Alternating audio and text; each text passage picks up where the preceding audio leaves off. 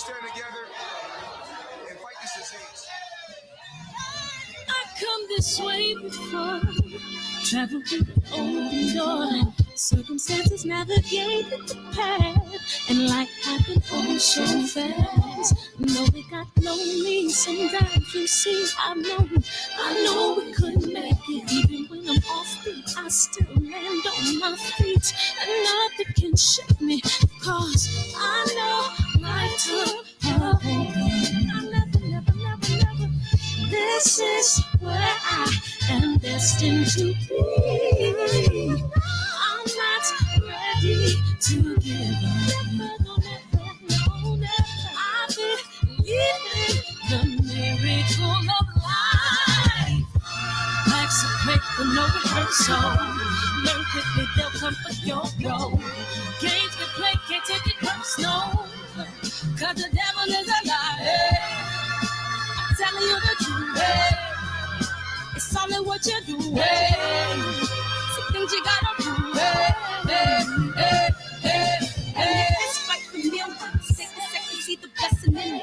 But much expected, much is given. One that made the living, now I'm giving back to children. Never let the power come first before your happiness. Yes, you can be the best if you go the distance. Mix a little sweat with your persistence. You know that the best things are never instant. Just shine, let them see your brilliance. Get up, open up your eyes now. It's the moment of truth. No backing down. We're bringing it to life. Oh, for the children, it's a given. You gotta give it, be a blessing. This my personal statement. Run the game like I'm aces. Learn and develop patience. Determined to be the greatest. Yeah, bobbing and weaving. They changing up like the seasons. Indigenous to the grind. So I do it for all my people. Jabbing the competition. Back up against the ropes. You fighting for recognition. I'm fighting just to promote equality where we lack it. While cancer slowing our road. I'm confident we'll make it. We focus on common goals. Yeah. Give back, give love, give something away. Never give up, stand tall to fight another day. 2 toes, 2 feet, I stand on the ground. I'm gonna wrestle and fight this final round. Life's a break for no rehearsal. Learn quickly, they'll come for your role. Last time, DB. Hey, cause the devil is a lie. Hey. I'm telling you the truth. Hey, it's all in what you do. Hey, some things you gotta do. Hey. We started the stream early, man, because we saw the guests in here early, so it's okay. Pile on in, man. Pile on in. DB, what's up, man? Mama call him JP. We gonna call him JQ. And March 5th is what? 2 days away. We get part 2, man. What's up? Love is the word. What's up? Cletus, aka. Oh, we got G Brown, man. Fat Cat. What up, Patty Dean? What's up? What number is that, man? You still ain't told me what number that is. If you have, I forgot, man. My bad, my bust, but it's okay, man. I know we super early, but it's okay. Well, we only 2 minutes early. It ain't that bad, man. And without further ado, man, the queen of the hour. How you doing, man? Hi, how are you, man? You got me up late right now. Past my bedtime. Hey, thank you for coming in, man. I didn't know how to introduce you. You have like 48 titles, and I was afraid to pick just 3. And you're like, but hold up, I'm this, I'm that. You know, welcome to the show. Man, thank you so much for having me, man. You got a whole vibe going on over there. Yes. Real quick. At the end of the day, I'm called a human being, man, going through this journey and just trying to share everything I'm learning through the journey, you know? I totally respect that. And before we jump into this, I got a question. Are you left-handed? I am left-handed. Left-handed. Okay, and the reason why I asked you, because you've been in so many different facets in terms of artistry. Is it true, or is it a myth that southpaws move differently with their brain? I mean, you know, I don't know. I've met some amazing geniuses who are right-handed, and I know some amazing geniuses who are left-handed. I think we all have some form of creativity in us, you know. Uh-huh. Undercover billionaire, $100 in a city you've never been before. I never even heard of Tacoma. That's the crazy thing. And, you know, it's like this whole thing was happening. I'm in the helicopter. I'm being mesmerized by the ocean, the lakes, the rivers, the mountains. And then they drop you and it's like, here's your $100. Give us your phone. Give us your credit cards, your ID. They hand you another ID with a fake identity on it, a used vehicle. And they're like, so what are you going to do now? It got real quick. Right, didn't it? What was the first thing you saw after? Church. Why church? Well, you know, I had watched season 1 and I saw Glenn resorted to, you know, sleeping in his car. And all I could think about is, man, I have $100. This is not even one night at a hotel.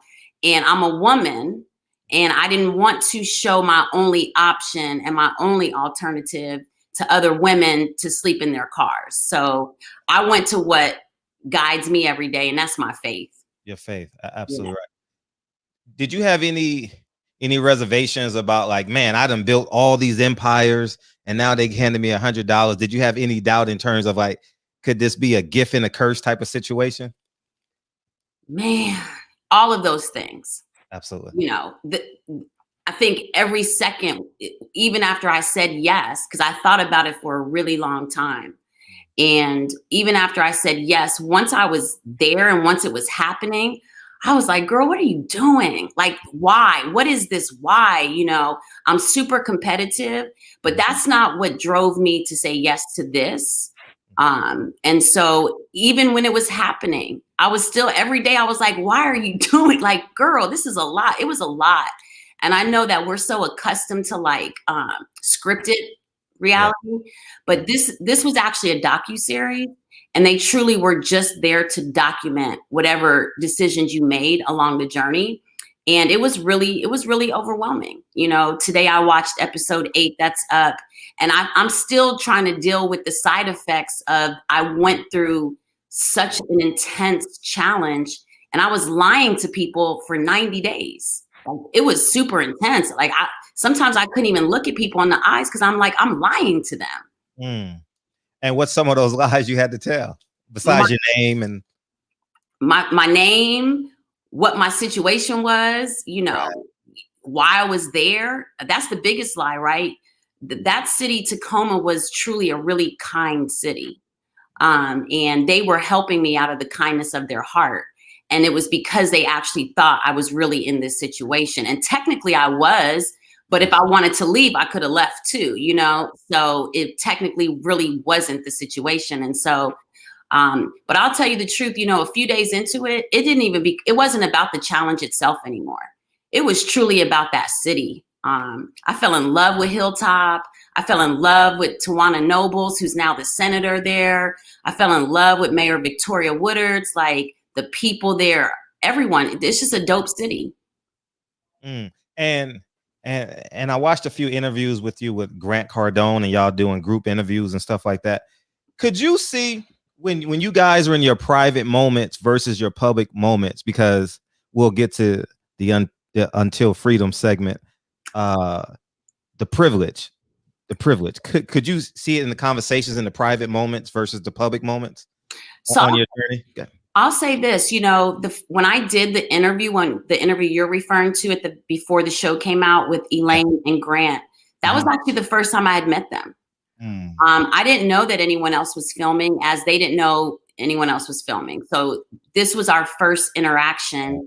And to tell you the truth, I never really, when I step into a room, and in that particular case, a virtual room, I'm never really looking at the audacity of people. I'm always focused more on, you know, how can I contribute personally? How can I add value to it? And this is what I know. 4 people have done it. We all had 4 different approaches, and we all have 4 different stories. And, you know, for me, Grant is like the adult kid, you know, and by the way, I think most of us operate in life like that. We pretty much are shaped to be whoever we were at that worst childhood trauma until we fixed that, right? And so the challenge itself was it was a real challenge. It was super traumatizing. We had different styles. I'll say that. Toughest moment there. The toughest moment, that's a good one. The toughest moment was the reveal. Was the 90th day when I'm asking all of these amazing people to come together in one room. And I was afraid to walk out into that room. The producers are like, you got to go out there. You got it. I didn't know if people were going to be angry. I didn't know if people were going to feel like I took advantage of them. So I literally kept stalling to go out there. And it was the most emotional experience. I can't wait for everyone to see that reveal because it actually is really special. Why? But it was the toughest moment. That was the toughest moment. Why? Again, I had been lying.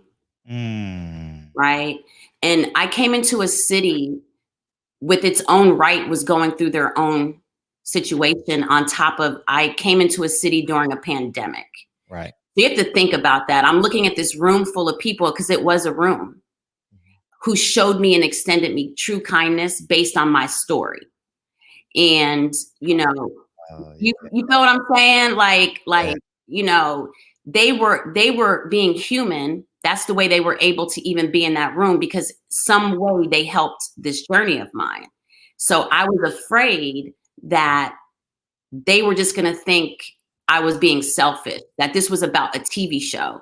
And for me, it wasn't about a TV show. It was so many layers to this. A Black woman, Discovery Network, the largest educational platform. I needed to change our narrative and what they see of us on TV. Women were still paid less than $1. You know, I was literally carrying all those burdens. And so on that day 90, I didn't know if they were going to understand the why. And there was actually, you know, you'll see it uncovered, but there was someone who just wasn't happy about it. And I had to work that out.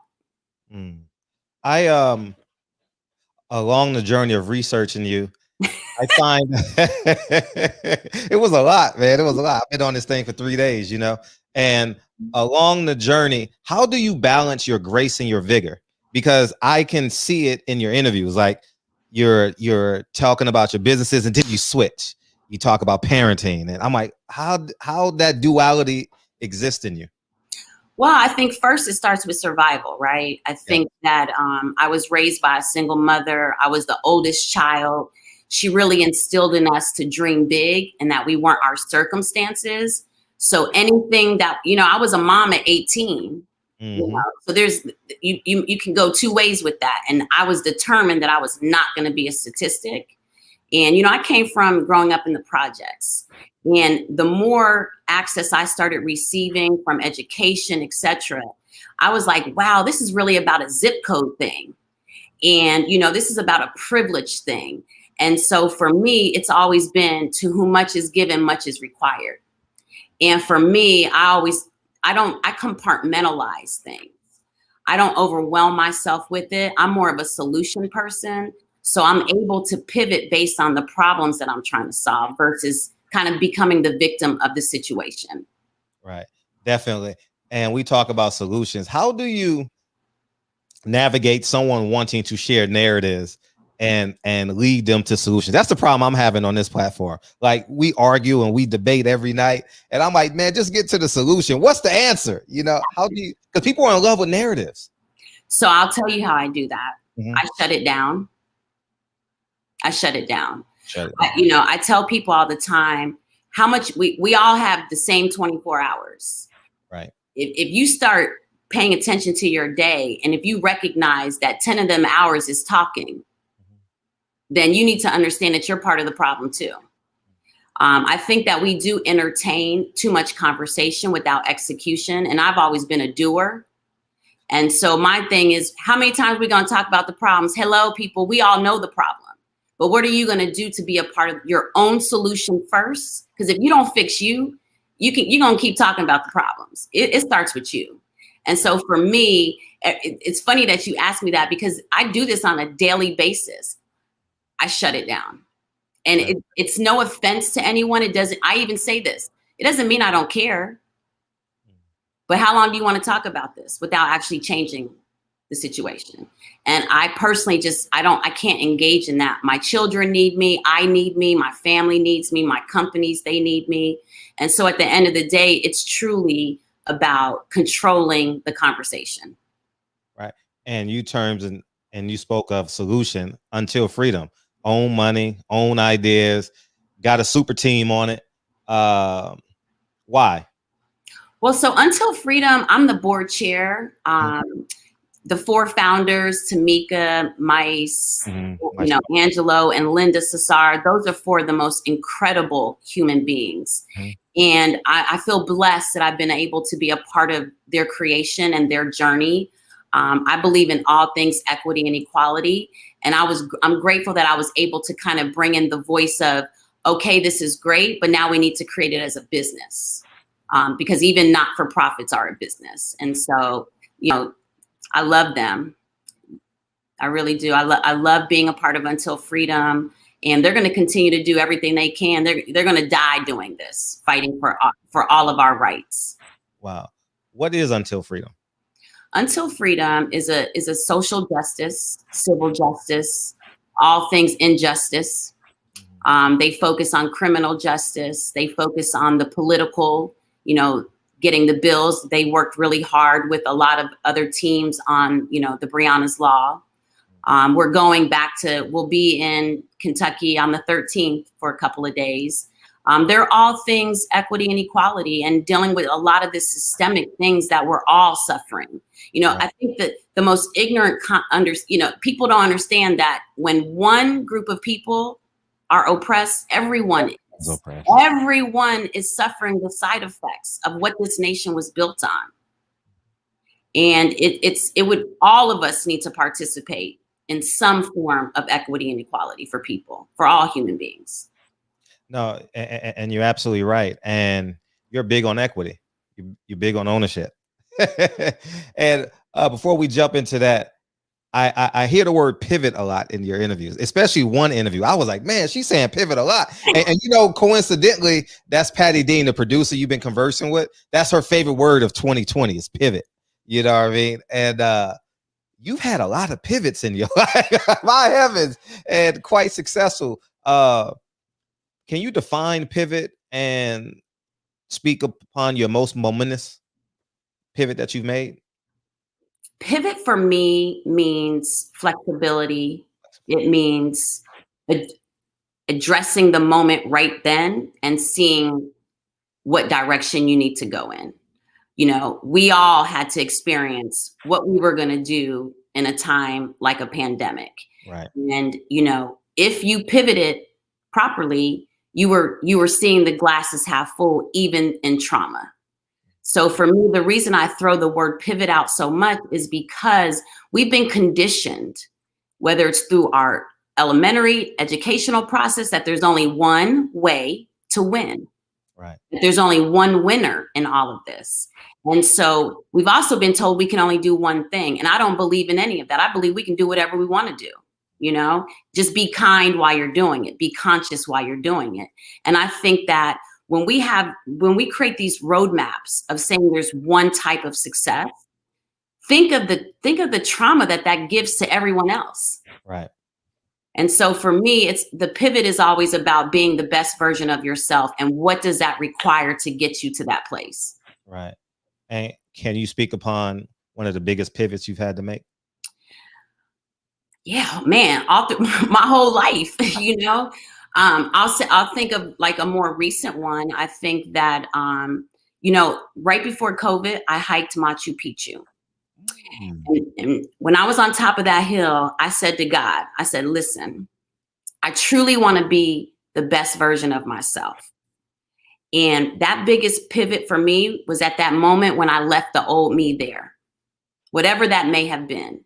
The good part, the healing part, and knowing that when I came down, that I wanted to approach life with understanding that it was okay with everything I went through because it made me who I am today.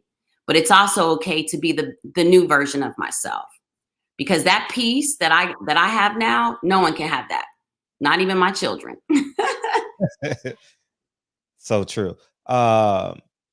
Equity versus equality. Which is first? They go hand in hand. They go hand in hand. Elaborate. So for, if you don't have equity in something, you can't understand how equal you are. Mm-hmm. Right? If we're still making 63 cents as a Black woman to the dollar, right? How do you even know that what you're doing is worthy? And how do you know you're worthy? If everyone keeps telling you like numbers, we're talking hard numbers. This is not made up. If I created Rain Ventures to deal with the equity and equality issue on funding, the stats are still the same. They're down. Less than 2% of funding goes to women and people of color. So for me, equity and equality, why I like to pair them together is because if I understand that I am equal, right, then I understand that I have all the equity that I want to. And but again, that starts with self. Right. I think people kind of equate it always to a monetary perspective. Right. But you're gonna win. You're gonna learn lessons. But at the end of the day, when you walk in whole, that's a different story. That's a different understanding. What's walking in whole? I'm ready for the answer. I'm ready for that. Fear, baby. Faith over fear. We are all created equal. We come in the same. We going out the same. We have to be okay with understanding that we're flawed. One of my biggest accomplishments that most people will never know about is learning how to be my most authentic self and embracing that. To me, that's walking in the room whole. I can't help where I came from. I can't help what I didn't have access to. I can't help the family line that I came from. I can't help that I was the first generation college student. But it's all okay because I deserve to be here. And in fact, I'll go create my own table. How about that? Right. And speaking of elevation, how do you I'm not sure if the word is compartmentalize or manage the lower frequencies? Well, first of all, I choose not to be around those. Okay. And, it's funny because I was working on this thesis when I was creating this concept of the art of collaboration. And do you remember that T-Mobile campaign where they had like the circle, you were in the middle and then they had the 5 circles, right? And they were and your network, build a network. Like, you get easy access to this 5. It's going to be so simple for you to talk to them, so seamless. It's actually based on a science theory that we're the sum of the 5 people we spend our time with. So on a regular basis, I am analyzing who are my 5, both personally and professionally, because that's going to tell you a lot about yourself. And I choose to be around like-minded people. Not saying that we don't need encouragement, but I'm going to tell you, I'm around the people that see the glasses half full. And I think that if we approach life with understanding our like our environment and who we're choosing to have conversation with and fellowship with, man, life changes when you start changing your environment. And those are the things that we can control. Yeah. I actually have in my notes for you, your network is your net worth. So that's pretty funny that you I have it right here in my notes. So that's pretty. Angel investing. Yes. I'm just jumping all around because you're so talented. So you're an angel investor. Well, I started off as angel investing and then turned into a VC. I was I love to challenge myself. I like to sit in that place of forever student in life so that, again, I never forget that I came from the projects. Right. And I think about all of those other people that I grew up around, and that society says because of where we grew up that we weren't as valid. And so when I was getting my master's, I was introduced to angel investing, and I became super active and started seeing like, well, wow, no wonder we're not in the boardrooms. No wonder we're not making C-suite decisions and getting into those positions. we don't invest early. So we don't get to vote. We don't get to create and say who's going to be the CEO and who's, and make sure that the structure from the ground up is inclusive. So for 9 years, I just started getting involved in it. And then 3 years ago, we created Rain Ventures. Been quite successful. Yeah, now we have a $50 million fund, and Bank of America announced that they're our anchor, and we have some really great LPs. But what makes me so excited about it is that we get to deploy $50 million into Black and brown founders, into women-led companies, and, really change this narrative, and, get this ecosystem shifted a little bit. Right. That's a hell of a task. Listen, I'm actually in a fellowship right now for 9 months on VC, on venture capital. Yeah. Wow. When did you, from a mindset perspective, go from I can invest in myself, I don't need no other investors? Like it seems like as I'm again, like going through all your stuff, I'm like, she bets on herself, and even if she doesn't have it, I don't know if you've never had it, but I'm just saying, even when she like I know, I was setting you up to respond, and like you're gonna go get it. Listen, from a very young age, I really understood no one comes to save you, right? God has given all of us the God within to kind of direct our path, and I'm grateful that I had a mother who kept me in the library. We didn't have much, but she took us to museums. We were always at a free festival, learning and taking in culture. And even though we weren't traveling the world, it felt like we were traveling the world because she exposed us to so much free, just access to a lot of things. Plus, I grew up on the East Coast. So we had New York, we had DC, a lot of culture, a lot of life. And when you're exposed to possibility, like my mother exposed us to that, it was always about how big can you dream? And yes, I a lot of times I didn't have, but I was like, you keep going. What was the light when you had a child at 18? What's the light, the light at the end of the tunnel you saw? Making the decision that I was young, but if I was gonna bring a life into this world, that it was no longer about me. And for me, that was like that extra spark. And so that's all I needed, really.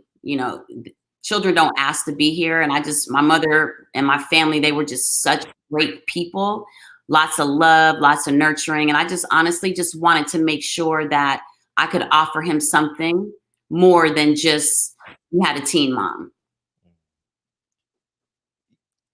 You got a quote that says, oh, Lord. Racism. Research, baby. You did your research. I have to. You know what I mean? Racism's been earning billions of dollars. Don't ask us to solve racism. Those are two separate quotes, but in the same in the same train of thought. Yeah.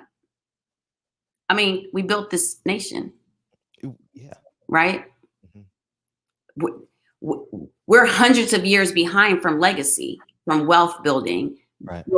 That was built on our ancestors for free for them at a cost to us.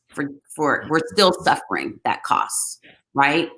And so, literally oppression, racism, classism, right, trillions of dollars. It's what it is. And look at the resilience that here we still stand, breaking barriers. I feel good about the consciousness of the millennials, the consciousness of the Gen Zers. I've always been a conscious capital type of girl. Now that I have the maturity and the wisdom to be able to verbalize it, it feels good. And I also like to hold people who don't look like us accountable. Right. I'm glad I'm at the stage in life that I'm on the other end, and I can say to them, well, what does your team look like? How many women do you have? How many Black people do you have? How many people of color do you have? If, you know, that's stuff that we have that power now to ask those questions, because inclusion is the right thing. You you said you like being the first, right? You were the first college graduate and so on and so forth. And now you have the power. Do you enjoy that as much as well? Like knowing that your signature changes lives? Well, I don't believe I change lives. I believe that God uses us Sure. so I will never sit with that type of confusion in my life. But what I do like is that I have a value system that I do believe is putting human kindness first, community first, consciousness first. And you can't go wrong when you're operating in love in that way. So to me, if that's the power, yeah, I'll take that every day. Reparations. What does that look like? They can't afford it.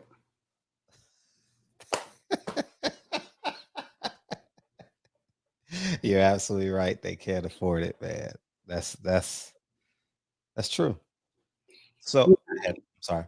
You know, when I went to Tulsa, Oklahoma, and I walked and cried on Black Wall Street. I said, can you imagine that? Well, let me tell you, when I walked that street and I was so present, and you could just feel the energy there. And I kept walking, and I came across this monument at the end. And I was like, what is that? And it was all these names.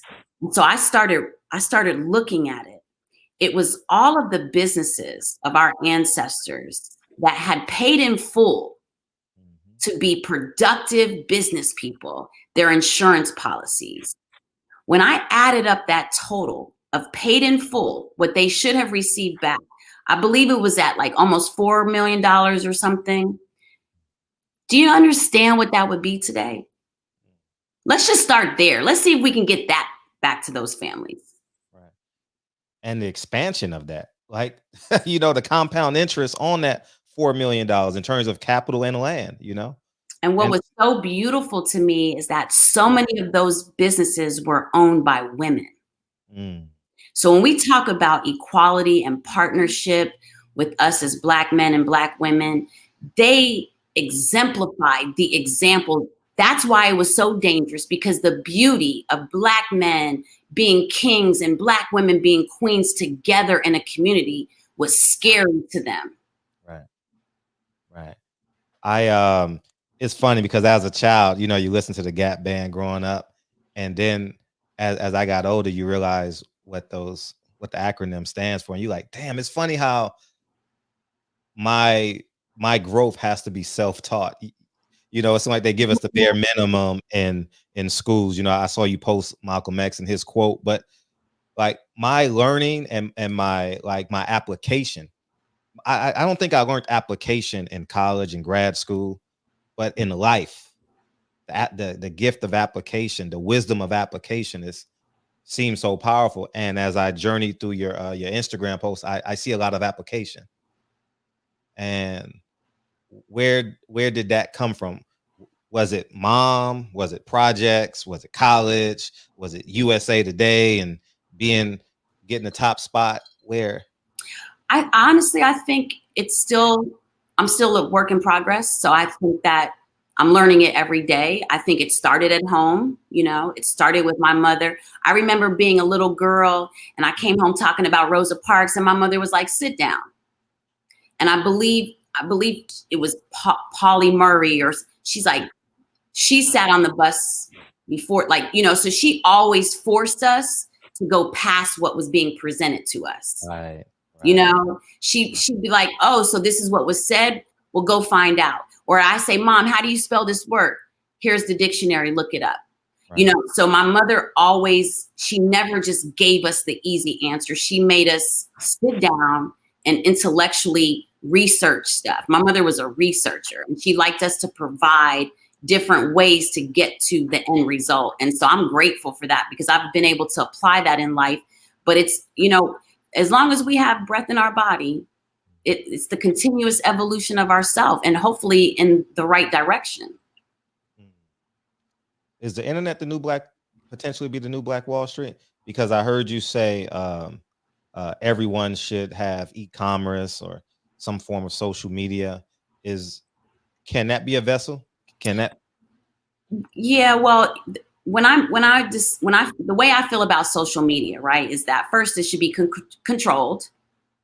And secondly, I think you need to use it in a way that empowers you versus you being pulled into it. Because first, everything out here is not true. Right. And we see that every day, rumors, and it multiplies in a ridiculous way. Before it was the telephone, and really small. When it comes to social media, it's a tricky thing for me. But I do feel like any type of business that you create, you have to be tech enabled. You have to. You do have to learn how to communicate with your potential consumers.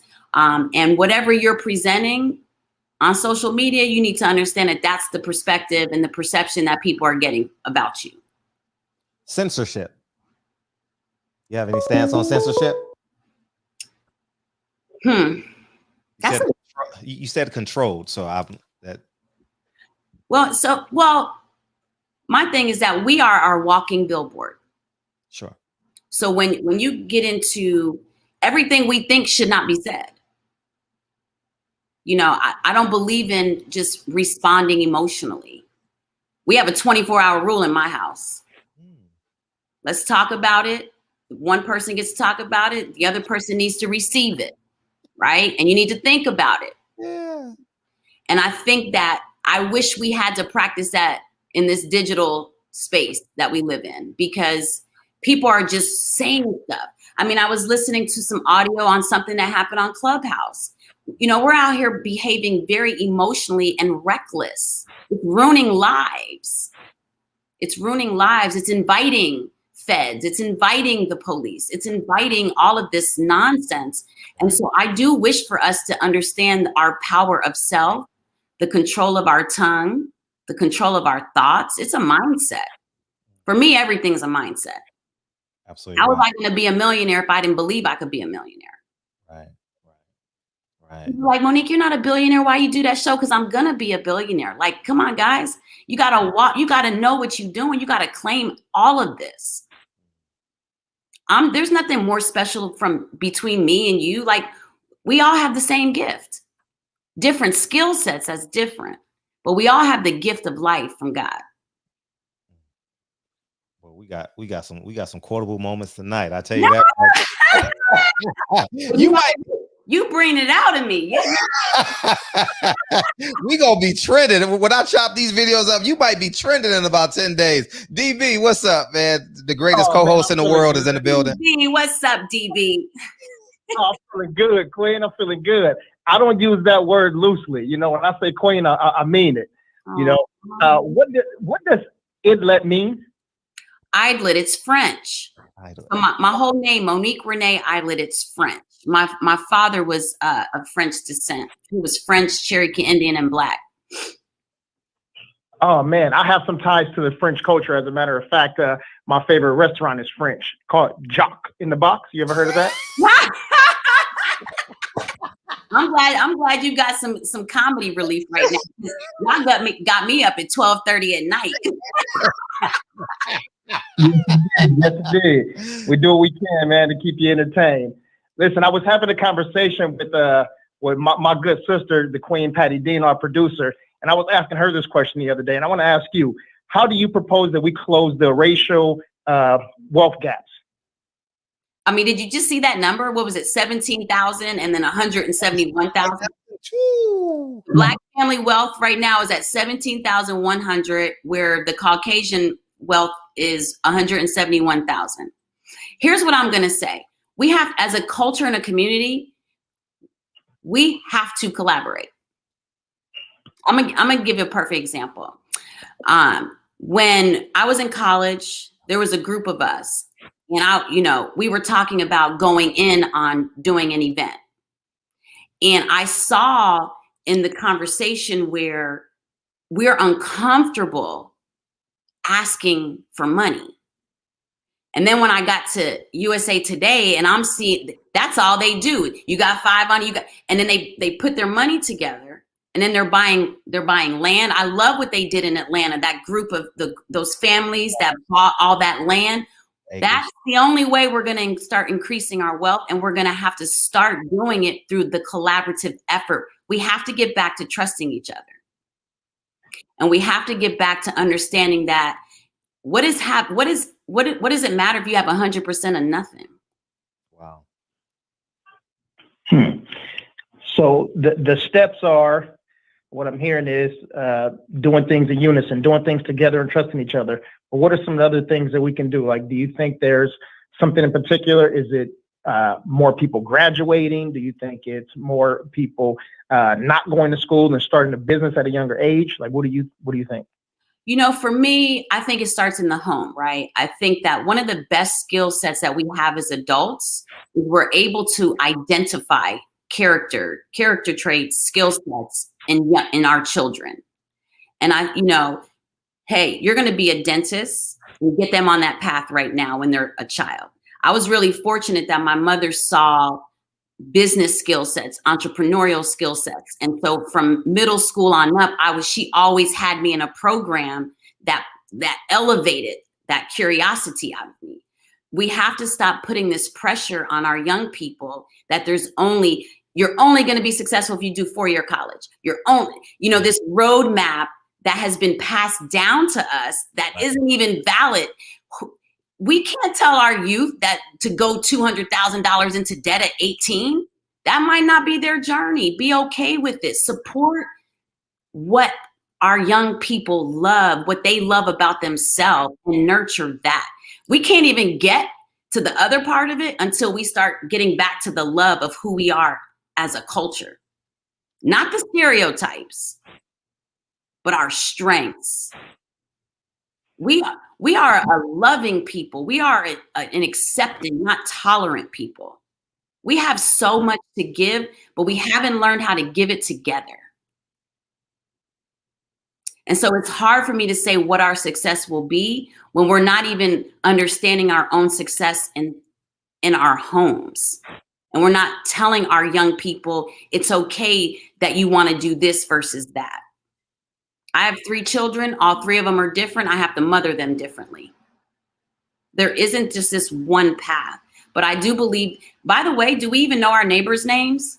I can't even get to the monetary part of changing our legacy until I get back to will you stop stepping over your homeless neighbor and your hungry neighbor? Why are you walking with throwing your empty bags down on the floor? Because you done eating the food that you took 1 bite out of. But you rather throw it away than pass it to someone that needs it. But we got to get back to this foundation first. You can't build anything on a rocky foundation. So that's why I don't like to talk about money, because money is paper. I like to talk about the behaviors and the patterns that can get you to a mindset of wealth and legacy. I wish the entertainment industry would do away with the cars and the jewelry. What are we chasing? We need to present truth. We got to get back to the truth of what these situations are. And it does start with knocking on your neighbor's door and introducing yourself. Yeah. Did your drive come like after college, after children, or after reaching like an all-time low? Where did you feel like something kicked into the second gear? As a kid, instead of going outside playing with my sister and our friends, I would dress up in my mother's clothes and I would make a desk and I'd be running my business. And my sister, I would barter with her. You work for me and I'll do your chores. So as a kid, I don't know. I just was like, I like this. I want to use my voice. And that's kind of just the journey I've been on. I think that every stage of my life with each adversity, you just find the drive that it has to be better. And that you have to make it better for the people coming behind you. And what that looks like is never giving up. So every day my drive might be something different. You mentioned the jewelry, the cars. how do we get reacclimated to self when they believe that in order to have self, they must have the Rolls Royce and the and everything else that comes with it, the beautiful women, the 14 chains, you know. And by the way, there's nothing wrong with nice things, right? Oh, yes. So that's, you know, I'm not saying that. What I am saying is that what we are idolizing and what we think success looks like. Right. And the only way to do that is to change who the rock stars are. You know, why did I have to be 40 something, almost 40 when I met Lonnie Johnson? Why didn't I know about Lonnie? Why weren't we making him the rock star? You know, and why did we let a whole media let us, when we did find out who he was, why were they only talking about Nerf guns? That man owns 200 and some patents. He helped spaceships get up there. You know, like we have a responsibility as our culture to highlight past Malcolm X, Martin Luther King, and Rosa Parks, but in a collective voice where we're and I do believe that is happening. These millennials no one's playing. You know, they're introducing a lot of our history that many of us just didn't know or was denied access to. And so, I believe that if we start adding to the rock star roster of what that looks like, then now people have a lot of things to look at as their possibility. And you can't be what you can't see. Speaking of the millennials, when George Floyd, Breonna Taylor protests happened, I actually went to a few, and it was kind of like, when, not comparing, I'm talking about my mindset. Right. When Malcolm went to Mecca and he says, I never knew. I was with my boy Tyron Brown, and people in the shop know who Tyron Brown is. I was with him and I says, Tyron, you see what I see? I had no idea. It's funny how socioeconomics plays a huge part of division in this country, man. And I was sitting there like, damn. I was flabbergasted at the fact that this Mexican man, Mexican woman, white man, Indian man is literally standing side by side, me, echoing similar pains. Oh, yeah. You know, my mother is Greek and Russian. Mm-hmm. And my mother used to get arrested for being the white woman protesting. Mm-hmm. You know, so I grew up in a household where we were required to march. We were required as her children to be NAACP members, you know, at the youth division. So we grew up around all of that. And here was my mother, who is a Greek and Russian woman, but she told us as children, you are Black. I'm raising Black daughters. And you need to know that, and you need to understand that. I'm so grateful for that. I deleted the Twitter comment, but it was a Caucasian woman who was raising a mixed girl. And she's like, why don't you ever say you're white? Well, I'm sorry. There's no street I've ever walked on where they confused me for a white woman. And by the way, my white mother raised me as a Black woman. But what we do know is that, especially the Asian community right now, is, you know, all of the hate crimes with them. Classism is real. Racism is real. It's real. DB. Yeah, I noticed too, also in some of the posts and also in your interviews, you used faith a lot. You said that you have faith. Do you have faith in your work ethic? Is it your skills or your team? Like, what exactly do you mean when you say you have faith?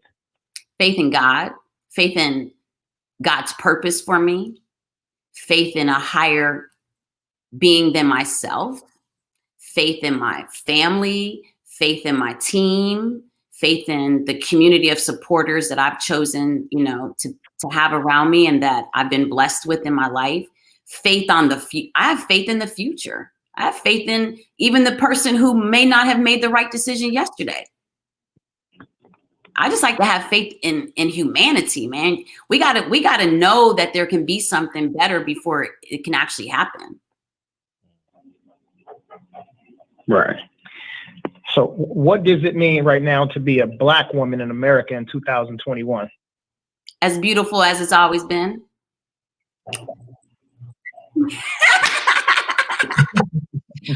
I'll say this, you know, more aware, more conscious to make sure that we aren't okay being the one in the room. As a Black woman, I like to make sure that I answer every other woman, especially young Black woman, you know. As a Black woman, I have a responsibility to be the best example through my behavior and my actions. And hopefully everything that we're doing now changes the path for my daughter, for her daughter, you know, and all the generations to become after. What it means is to, you know, to continue to lead with love.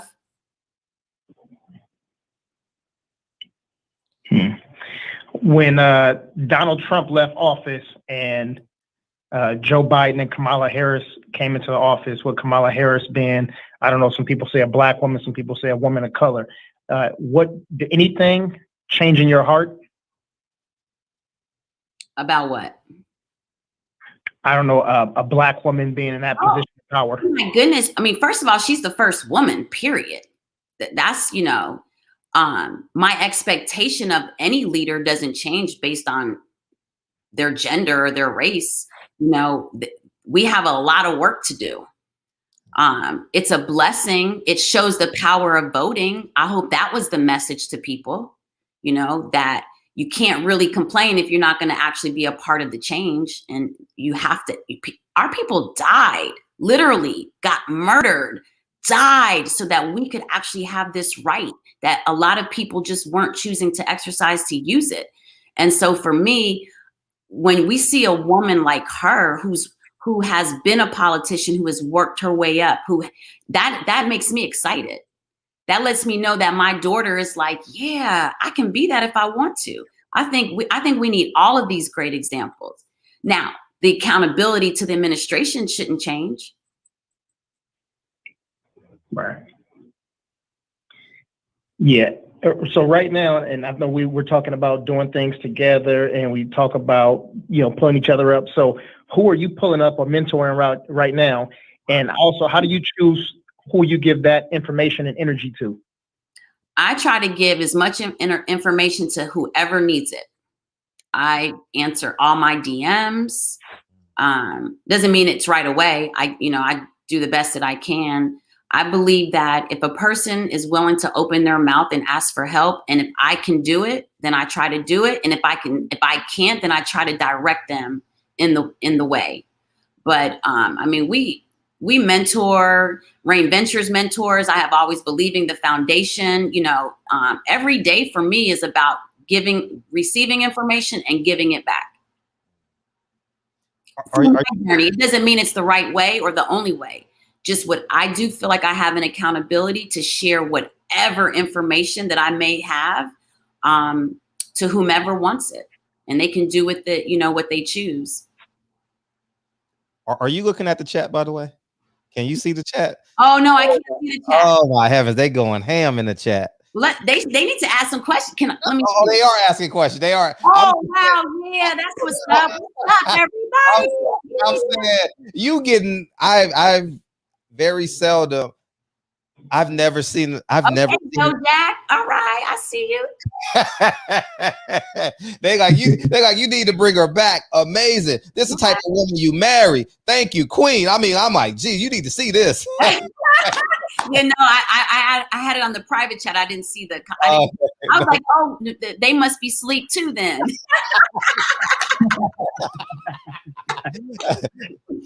Music. No, you got to read through them.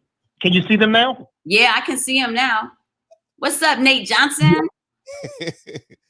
I love this. Like, to me, this is what drives me.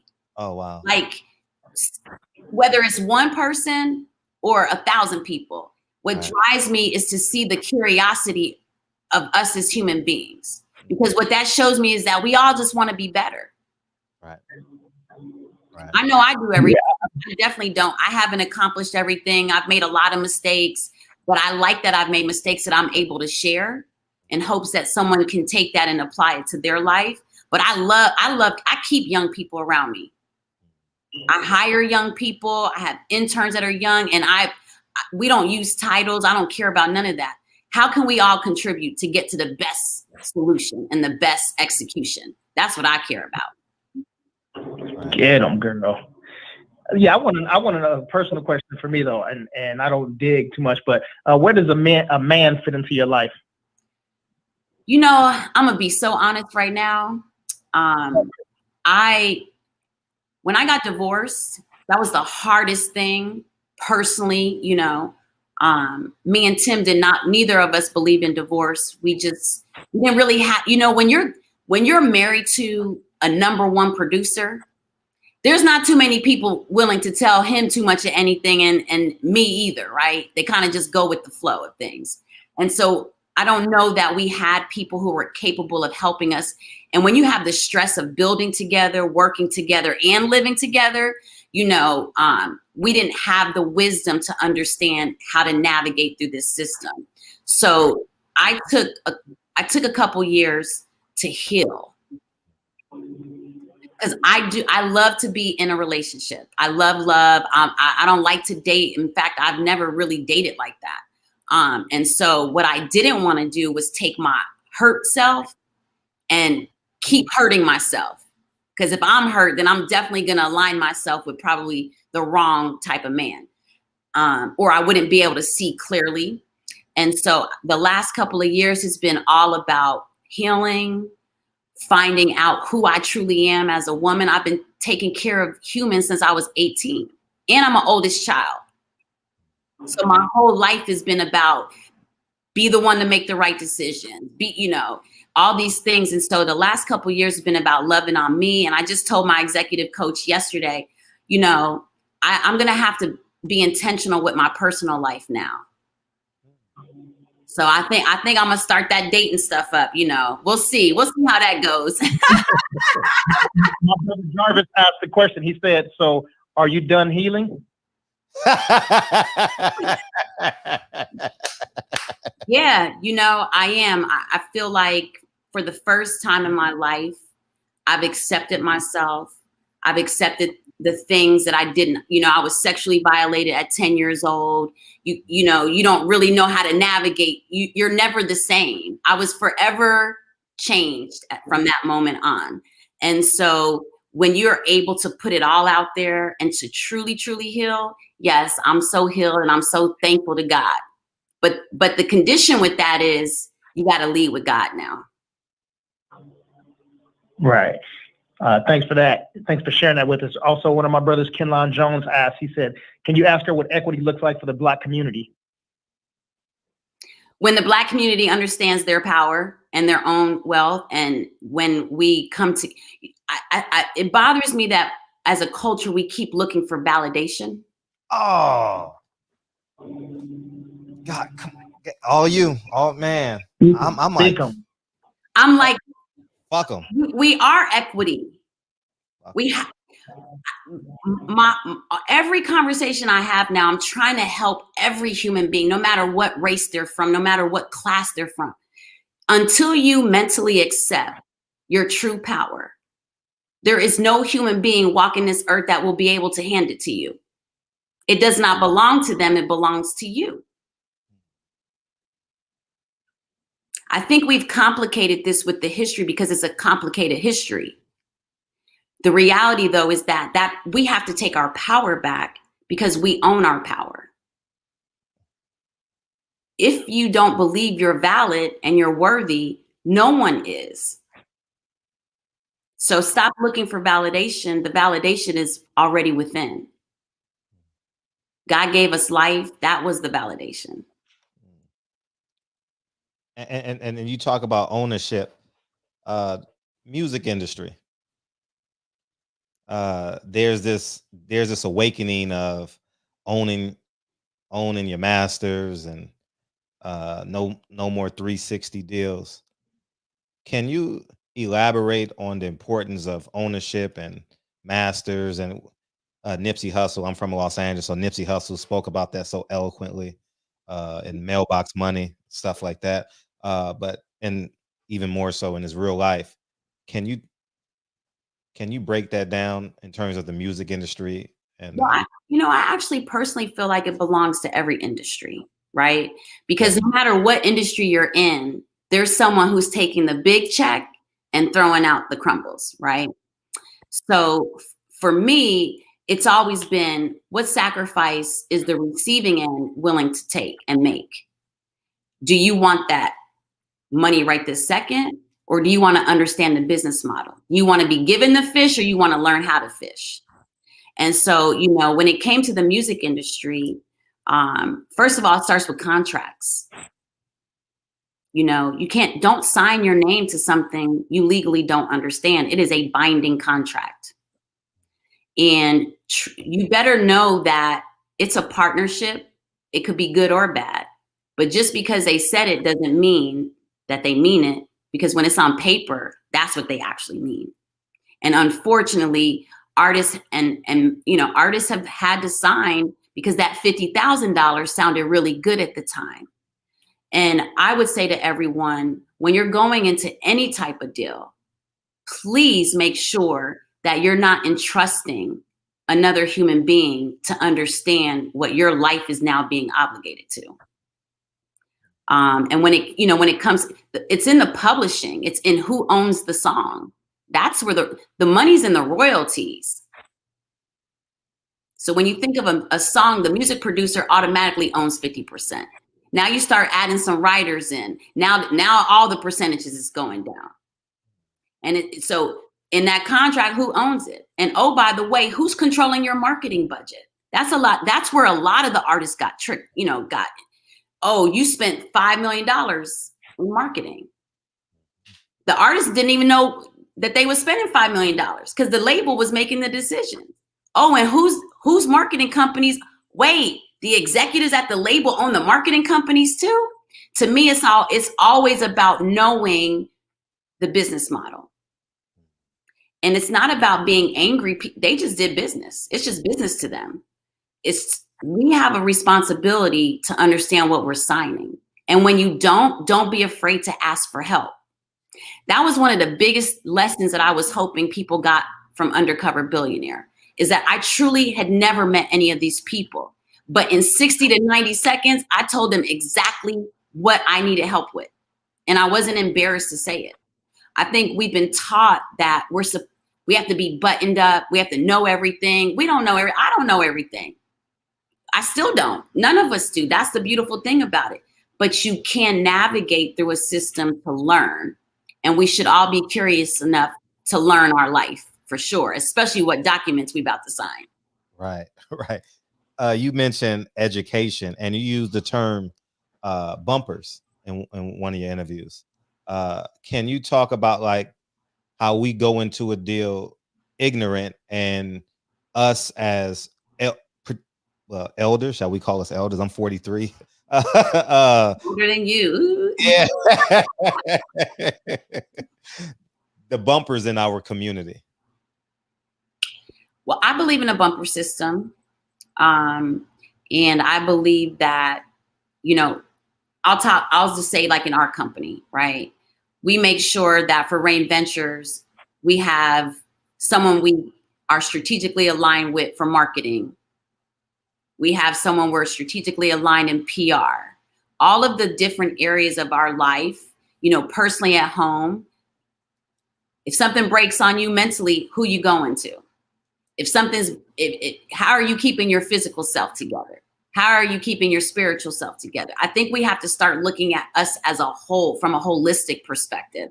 And so when I say put up the bumper systems, that means creating a community that no matter what is happening, they're able to push you back along. Because we all need those bumper systems. You know how that little bowling, I remember when I started bowling, I used to have those little guardrails up. That's all it is. And by the way, but it doesn't mean that just as the ones that need help, we have an accountability to be a bumper system for someone else too. It can't just always be about us as individuals. It has to be about reciprocity. Right. DB. She cold as ice, boy. Yeah, You see what I'm wearing, though, right? Cold than a polar bear toenails. Oh Yeah. You know what? I'm excited. I'm happy. You know, I wake up every day. I'm like, man, I got life again. Yes, thank you, Lord. What we gonna do today? You know, I kind of just attack life like that. You know. Right. Yes, indeed. We gotta get her out of here, DB. Yeah. All right, I got two quick ones for you. If you were a rapper, what would your rap name be? Mo Money. No, everyone calls me Mo. I don't know what my rap name would be. I don't know. No, that's a good one. That Mo Money is a good one. Good. No, but you seem so focused. What's your advice? I love to literally shut down and reset. I love watching documentaries. I actually just got done watching one. That's kind of like, that's my piece. Reading, watching documentaries.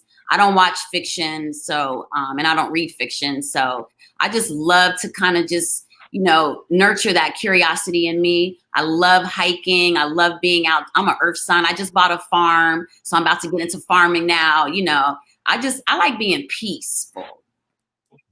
I like a vibe. Give me my music, my fresh food. I'm good. Okay. Well, yeah, just so you know, I'm a Leo. I'm a type, so I'm left-handed just like you. Well, let me tell you something, DB. My mother's a Leo, and I'm a Taurus, and no. Just like that. Well, DB, you can be born again, though. You can be born again. You know what I mean? Just go to the first Christian church you see. You know. She did mention faith earlier, right? She did say faith, yeah, right? she did mention faith. Yeah. I'm gonna tell y'all, thank you all for what you are doing. Like, thank you. You know, my very first job outside of babysitting was at a barber beauty shop. Oh, no. I used to go every Saturday, 6 a.m. to like 12 o'clock. I used to earn $20. And boy, that was the best $20. But the conversations that would happen in the barber shops, right, and to see this authentic environment, this comfortable vibe, this stuff is so important, man. Thank you. Thank you for what you all do. No, and it's all love. And since this is a boxing platform and you in the executive branch, do you know Al Heyman? Yeah, why do I know that? Oh, is he from? Wait, no, where is he from? He's a music executive guy that got into boxing. He's G Roberson from hip hop. Yeah, he does the tours and stuff. Like he has. Yeah, I think his business partner was G. Okay, probably so. I don't know. I always dealt with G though. Yeah. Okay. I'm just curious. Okay, because he manages a lot of boxers, and this is a big boxing platform that we have here. So, but yeah, man, it was Muhammad Ali. Did you watch the One Night in Miami with? I did. Okay, all right. Yeah, one of my best friends is Sam Cooke's granddaughter. So we always have amazing conversations about what it would have been like to be around, you know, that movement. Nah. Do you have aspirations of doing movies? I have that in mind. You mean from a production side? Yes, from a production side. Documentaries telling the stories. You know, one of the things that has saddened me is that the business side of the entertainment world. There's so many amazing, talented business minds that just get overlooked. And there's so many parts of our history that the stories aren't told. I would love to do some dope documentaries. Yeah, that's what I would do. Great to see him. And appreciate you. We're DB and actually doing I can't say it. Dang, we live. I was about to let the cat out the bag, man. We do it. No, we doing it. DB, I can't hear a little bit, man. Y'all got me out here. I can't. Hook me up, trying to put me up. Like, I'll take it. I almost spilled the beans. You'll see it. Yeah, don't worry. I'm in your DMs. You'll You heard that, Patty. Yeah, man. I'm actually heading to LA Friday. Oh, well, he lives here. Oh, for real? Y'all are mess. Y'all gonna have me calling into this show once a month. Y'all are fun. This is the fun part. We live. No, we live and we get it in. And yeah, we do. I mean, it's fun because I built this space because similar to you, I had an awakening like at 35. Ooh. You know what I mean? And in terms of just being 35, 36, somewhere, in terms of just being my authentic self, right? And this platform is all about authenticity, right? Really? So I didn't even know that. Oh my heavens. Oh, I'm about as raw as I'm the rawest guy in boxing in terms of platforms. Like I'll tell a fighter he ain't shit. In terms of his talent. In terms of his talent, not in terms of right. No, I know what you mean. And or he's had a great job, he's a great father. You know, this platform has raised money for I mean, so many things. Like this is a real community. We've done community outreach. We've done so many things on this platform. And yeah, you'll have to let me know how I can continue to support, because I like this. This is good. This is what I'm talking about. Changing that, you know, who people are paying attention to, what stories are being told, and how we're communicating it, you know? Right. And yeah, I mean, more than welcome. And we'll figure that out as we move forward. And I just want to give you your roses, man, because I had a great time. I had a really awesome time. Thank you so much for having me. And you know, the funniest ever is, PPD can attest to this, Patty Dean. We had Ilyasha Shabazz on here, Malcolm X's daughter. Mm-hmm.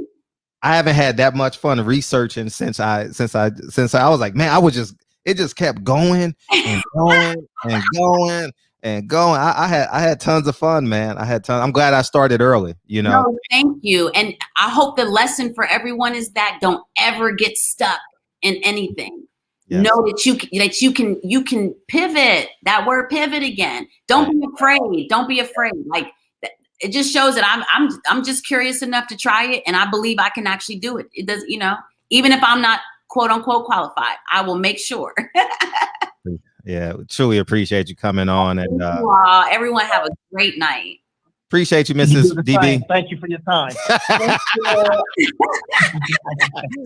Appreciate you. Thank you, DB. Bye bye. Appreciate you. Oh, what's up, DB? Wait, hold on. Let me finish typing this in her DM real quick. You funny, man. Oh man, that's funny. You know what's so crazy? What's that? You know, PPD. You know, Patty like everybody, right? She just got that spirit. She like everybody. Everybody love her, and she was like, "I love this lady." You know what I'm saying? And so I was already feeling like it was gonna be good. But man, sure enough. You know, sure enough, this was great. I knew it too. I knew it when I was doing my research on it. I'll tell you how many pages of notes I have on it. I got 1, 2, 3, 5 pages of notes on it, and it was so much fun. And her firmness, I was like, wow, okay, she's strong. Like she's totally strong. And shout out to PPD, because PPD actually DM'd me her about 2 months ago. Yeah, we've had her booked for about 2 months, huh, PPD? So yeah, shout out to PPD with that, man. And yeah, man, I love the authenticity. Authenticity was amazing, you know. Yeah, I'm a sabotager. So when it comes to women, I'm looking for the reason, like not to dive in, you know. I'm like, okay, let me see, like where does she stand with her roots with Black folks, you know. Let me see where does she stand with her faith, you know. Where does she stand with her intellect? Where does she, you know. And I'm like looking for stuff, and I'm like, man, you know what, this woman didn't have too many, if any, chinks in her armor. So I love that, man. You know, that gives us a reason to salute. Like I was saying too, and so you know this, I don't like calling everybody queen. I might call somebody, you know, mama, sis, you know, loved one or something, but everybody don't get the title of queen, you know, until they show something that they deserve it. Right. And right. I say that with a big salute with my left hand too. You know what I'm saying? Southpaw style. Bam. Yeah, that was fun. Yeah. No, that was totally fun. And yeah, man. And in the chat, the chat just saw a pretty face too, and it took everybody a second to wake up after like 10 minutes, and it just started rolling. They was like, wait, hold on, she legit. Yeah. And the same thing I tell PPD, I was like, the universe is attracted to you. You know what I mean? She has one of those similar spirits where like you're gonna appreciate one of her frequencies, you know, like it's that's just it, you know. So and thank you, PPD. I had tons of fun. Yeah, that was a great hour. That was an hour well spent. Yeah. That was, man. And it's funny how the chat responded to her higher self. Yeah, you know what I mean, like you know what I mean, like how they was. That's those 5% in here. I'm trying to tell you. Oh my gosh. That's that 5% in here. Boy, them smart ones. Yeah, Jarvis, poor Jarvis, didn't make the cut. Oh, yeah. JJ, you listen to this dude, man. Look at him. Look, he was like, "Do you know Al Heyman?" No, the reason why. No, I I was actually gonna go. If she knew him, I was actually gonna talk about how they do great business together because I know she's in. I wasn't going from a negative respect. I was going to elevate. Like she wasn't in that space. How the hell can I have a negative conversation with her? I wanted to like bridge that gap. That's what I wanted to do. I swear, that's what I. Oh yeah, I'm talking to you. But yeah, so that's what I wanted to do. Like I want to talk about like how they do great business together because I know they've done business together. So because I'm just Reggie Owens and you. Oh, right, okay. No, I wouldn't. I would never do that. Not what she's spitting out. You know, not what she. No, I would. No. Look, they go Reggie. Oh, Al Heyman. No, I actually wanted to highlight the greatness of Al Heyman. If she actually had if she actually had a relationship with him, I wanted to talk about building black wealth, and you know, because that's what she does in real time. So, you know, so that was cool. Yeah, that was dope. Yeah. So Monique, did she say it was Idlett, right? Not Idlett. Idlett. Idlett. Yeah, Idlett. Because I put her. Look, you've been trying to say it for 2 weeks. Now you finally got it. Huh? No, you know why? Because I put in all I had to do was put an apostrophe in my notes. I put an apostrophe in between the I and the D, and that's how I got it. Yeah, that's how I remembered it. Idlett. Yeah. You was enunciating, huh? Well, I had to. I mean, the most important part of it is their name, you know. So I never. Absolutely. Yeah. So I don't come in.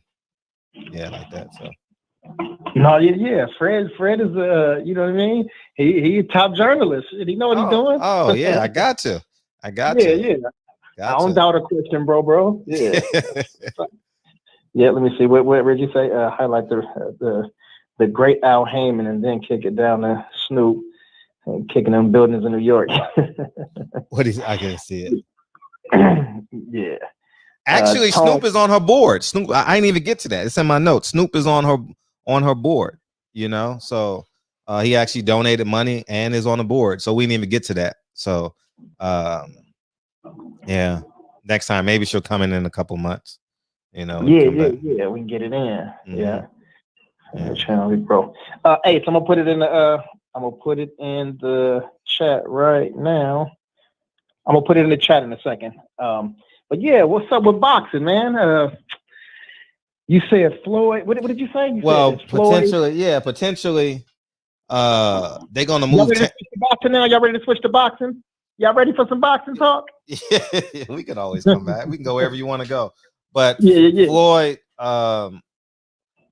he may be fighting at 140.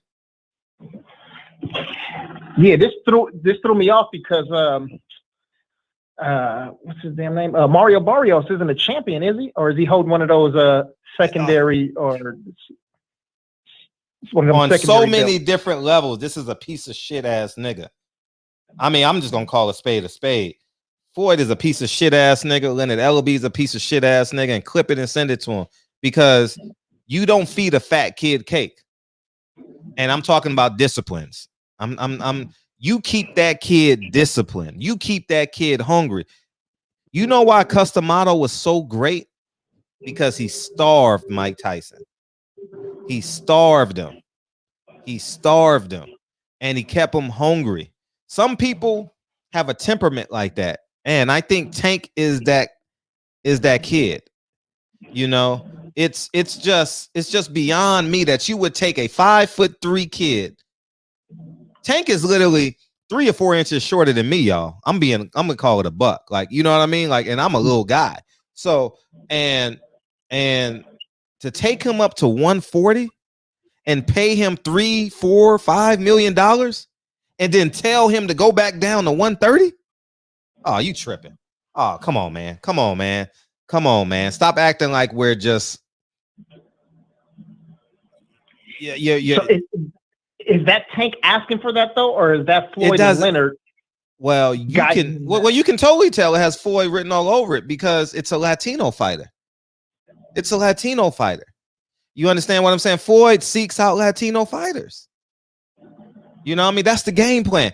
They overlook Devin. They overlook Teofimo because Tank can make a fight with any one of those guys.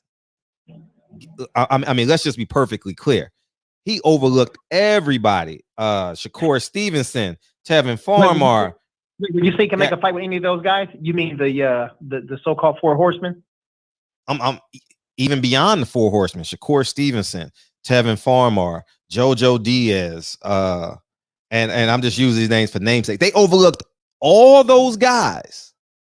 Oscar Valdez would fight him because of the money. But I'm saying they overlooked all those guys to put him in the ring with the 140 guy. I mean, that's Chris Colbert. I mean, it don't make sense to me. I hope that this is just a rumor. You know what I mean? I really pray that this is a rumor because if you take this kid to 140, good luck getting him back down to 130. Good luck. Good luck. And I mean that. Good luck. Y'all niggas are gonna act like this is a normal move. No, you like, and the reason why I know this because I'm referring to my kids as a school teacher. I knew some kids I couldn't tell a joke with them when they first walked in the classroom. I know I had to be Sergeant Mr. Hawthorne. I knew I had to be. And there were some kids I knew I had to hug. So Tank is not the kid where you come in and you crack a joke. No, you got to be Sergeant. You got to be Joe Clark on that dude. Even if it's a catch weight, the guy said he didn't feel good at 135. He's had his 2 best performances are at 130. Leo Santa Cruz, Jesus Cuellar. Those are his best performances. Period. What's Tank's best quality in the ring? I think Tank is an intelligent kid. Tank is highly skilled now. No, I know. What's his Oh, his best. I got to pick one. Say it again. I'm sorry.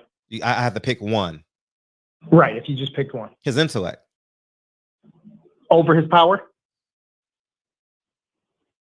Yeah, over his power. Okay. Would you say power is second?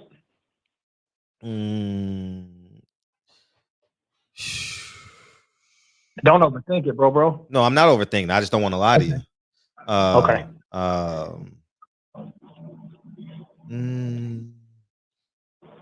I think he has real good ring generalship too, because he's front foot dominant, but he doesn't fight he doesn't over pursue. Like, he has great ring generalship too. Okay. It's probably two or three. It's 3. I would say power 3, ring generalship, and intellect. Yeah. Okay. So even with him being short for most of the divisions that he's in, just because he's a short dude, wouldn't that play into his strengths though? Like being an intellectual fighter, having good ring generalship, and which comes from having power, so you can stand your ground and bully foot guys. So I think it's kind of like a Canelo move, right? You go up and then you pick a stylistic matchup that's good for you. I agree with you. It's going to be tough for him to go back down and to not 35, but maybe to 130 after ballooning up or maintaining his weight for a while. But I mean, isn't the same thing Canelo does? Go up, you take a belt or a piece of a belt from, again, a good stylistic matchup, and then you come back down and Now you are a 3-division champion? Floyd said JV belts don't matter. Fight Gary Russell, man. No, I agree with you on that. No, I'm just answering you. Like Floyd said there's too many belts. Now Tank is a 3-division champ with 2 JV belts. Man, they ruined his mindset. Tank in camp trying to make making 140. Oh man, come on. He like 10 pounds. Oh shit. I'll repeat. His 2 best performances that I've seen. Knocking out Cuellar in the 3rd round. I'm going off the top of my head. So if I'm wrong, feel free to correct me. 6th round, Leo Santa Cruz. Those are his 2 best performances that I've seen. They were both at 130. They were both when he was in the camp. It seemed like he was in camp forever with Adrian Broner because every fucking day they were on TV. On the internet. It was almost nauseating to see Adrian Broner and Tank in camp together. You understand? And it's like they was in camp for like 4 months, it seemed like, right? And Tank Davis in camp too. It was nauseating, wasn't it? It was between Ellie, between Coach Ford going live. You know, he was in camp for a long time, and that's the best Tank Davis that I've seen. You know, those are the 2 best Tank Davises I've seen. And it's not by accident that they both at 130, excuse me. Fred, we just had a major, I don't know if it was a breakthrough, but we got a major moment in the barbershop right now. Mike Weary the Great said, I agree with Fred. Oh, man. Oh, he's sick. Oh, he's sick. Oh, he's super sick. He got Corona. He got Corona 20. He got the new strand. You know what I mean? He got the new strand. Man, you sick to the motherfucker, man. Man, you better go straight to the emergency room. Don't stop, nigga. Run all red lights. You might not make it. But yeah, I'm a man of practicum. You know what I mean? I always shrink myself. No matter how great my life is, no matter how bad my life is. In those moments, I can shrink myself and compartmentalize myself and be real honest with myself. You know, and I think Tank. Okay, y'all 50-50 on this, but remember, if this fight is real, a lot of people are reporting it. I saw Blue Blood reported. I saw a handful of people on Instagram. I don't want to. Maybe it was Champ Side or somebody. I saw Ego posted. If this is true, we all gonna come back March 3rd, 2022, and have another conversation about Tank. Mark your calendars, please. Mark your calendars, okay? We're coming back a year from now because we won't see the effect. He might beat Barrios, but his career moving forward, I want to see it. Yeah. It's gonna be interesting, but I don't know. Maybe do you think maybe he's having some weight issues right now that he can't make anything up? No, he's always gonna have weight issues, but it's the starving part. Go watch. I don't know which one it is, but you got to watch my Roy Jones interview.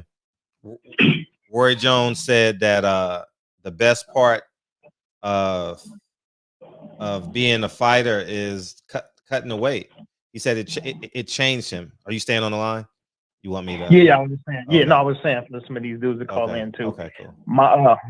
I'm somewhere, so my Wi-Fi is all crazy right now too. So it's better for me to listen in from the phone. So if somebody calls in on the second line, I'll just listen in. Yeah, perfect. No big deal. Yeah. So call in. The second line is open. Yeah, man. It's and it's just what I feel. I'm not chasing $4 million to put in harm 40 million. It's just what I believe, you know.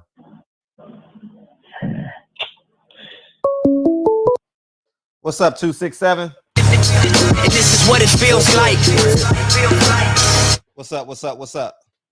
What's going on? It's RAL 1980 calling from Philly. Hey, quick question.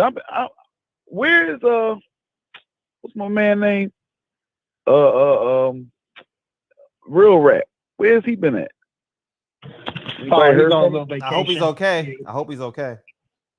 Yeah, because I ain't last time he was on here. That's the last time we heard from him, and that was like about a month ago or so. I was just wondering if anybody knew.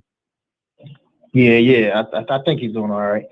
Are you more interested in the Tank and Barrios fight or the Loma Devin Haney fight?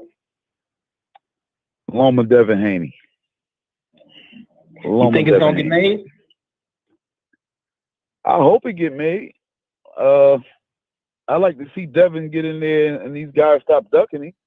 It's a lot of. I don't even want to see a Tank fight nobody else unless it's somebody worth watching. I'm not supporting it. I'm not watching it. Like, I'm done with Canelo. Not watching no more of that junk. Just tired of watching bullshit, and then they trying to charge you for it. I'm done with it. Yep. Okay. That's all I wanted. All right, peace, brother. Thanks. Shout out to Philly. Hey, one more thing. Hey, man, I want to salute to the Barber Shop, Patty Dean, DB, and my man Fred. That's love, doing man. a great job, keeping me busy at night while I'm working. Appreciate you. Love y'all brothers, man, and sister. Y'all have a good Shout one. out to Philly. Shout out to Philly. Philly. For sure. Detroit. What's up, Detroit? Want to get away? Oh man. So yeah, okay, good. They say he's okay. Great. That nigga sound like he ain't by fight. You're right. Oh my.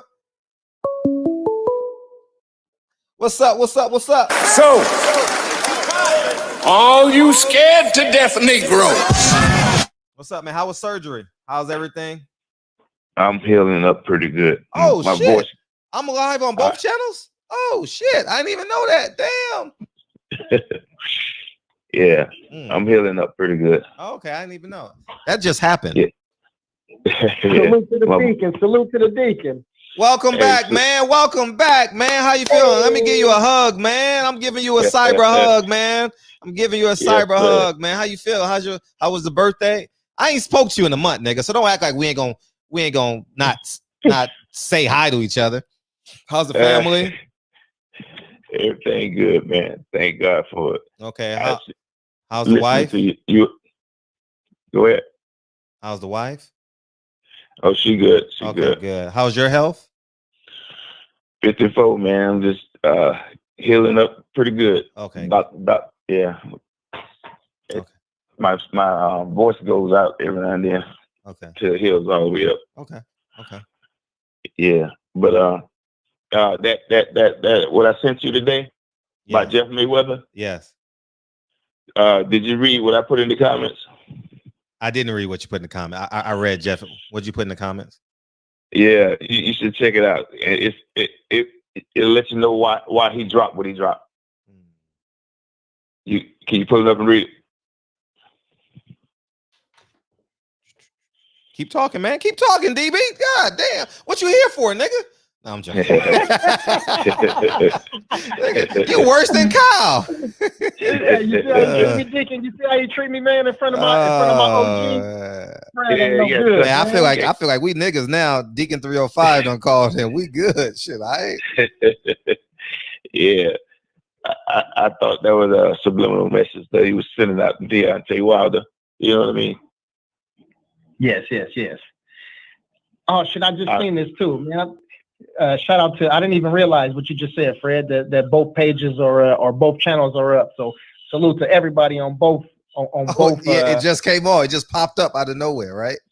Yeah. So Deacon, I don't know, Deacon, you in one chat, but you also getting some props and some greetings on the other chat as well. Oh, okay. Salute to everybody in the chat, both chats, man. Appreciate that. Yes, sir. Yeah. And I definitely I wanted to holler at the queen y'all had in here tonight. I want to talk. I want to be able to talk to somebody like that. I need to surround myself with that type of energy, man, because I don't want to talk too much on the phone about my business, but something to pop off real. You know what I mean? I don't want to talk too much. But anyway, I need to be able to peak that brain. You feel me? Yeah.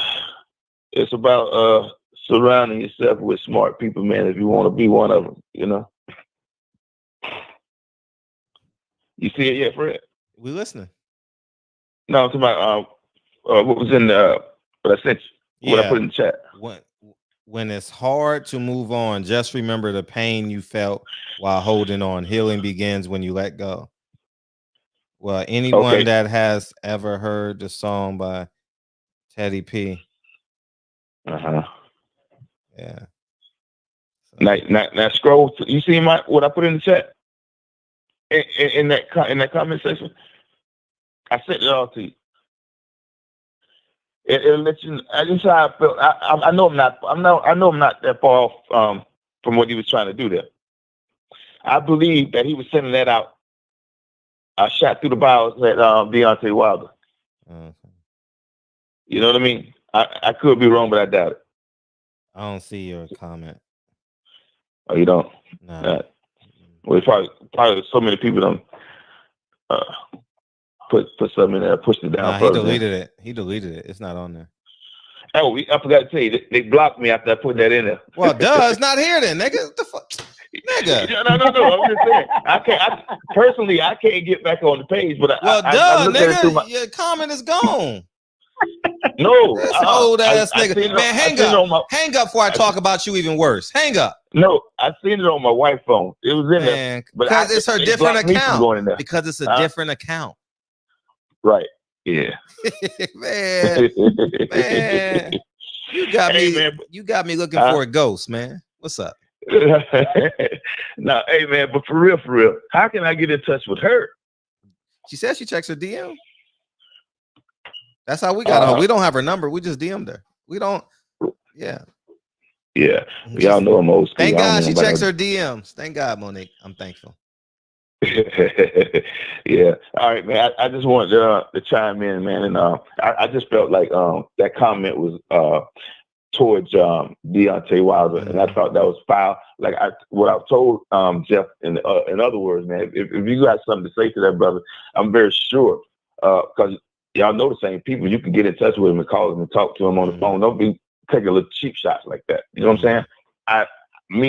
I didn't appreciate it. You know what I'm saying? I just feel like everybody, I said that wrong. There's a few people even look like us that's trying to kick the brother while he's down. And I don't think that he's down, but you know, some people try to make it make it seem that way. You know what I'm saying? Because he's still walking around with his head up high, proud as he should. But I just think that people shouldn't be trying to pounce on the brother. We should be uplifting that brother because I think what he did was commendable. There's a lot of athletes that don't have that type of courage to speak up for his people, you know, because they will go to corporate route. You know what I'm saying? You got the Stephen A's and all these folks out there. They'll go with the flow. And every time they open their mouth, it's about chastising black people. And they can see white folks. I don't mean this in a racist way. I'm just saying they can see other people doing the exact same thing, and they'll go silent. But when it's us, I mean, even President Obama, when he talked to black people, it's like he was talking to a child. You know what I'm saying?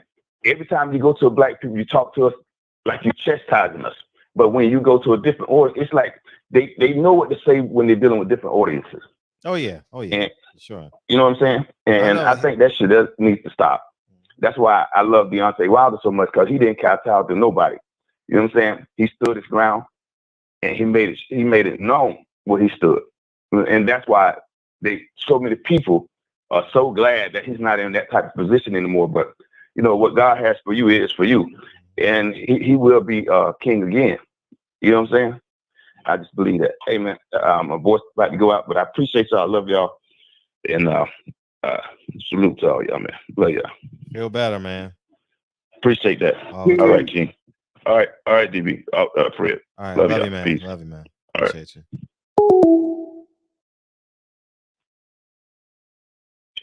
Oh yeah. Malik Walker, Floyd crazy. Tank can get a fight between. Man, bring up a 120. Oh, DB, my bus. Oh shit. And this is what it feels like. Hold on 1 second. Let me get to the super chat, please. Malik, thank you. Malik Walker, call it right back, DB. Malik Walker, Tank can get a fight with any fighter between 126 and 135. He is concerned the money fight for all those dudes. He should clear out 130. He should clear out 130. You're absolutely right. And Birdman. Let me find it. What's up, Tank?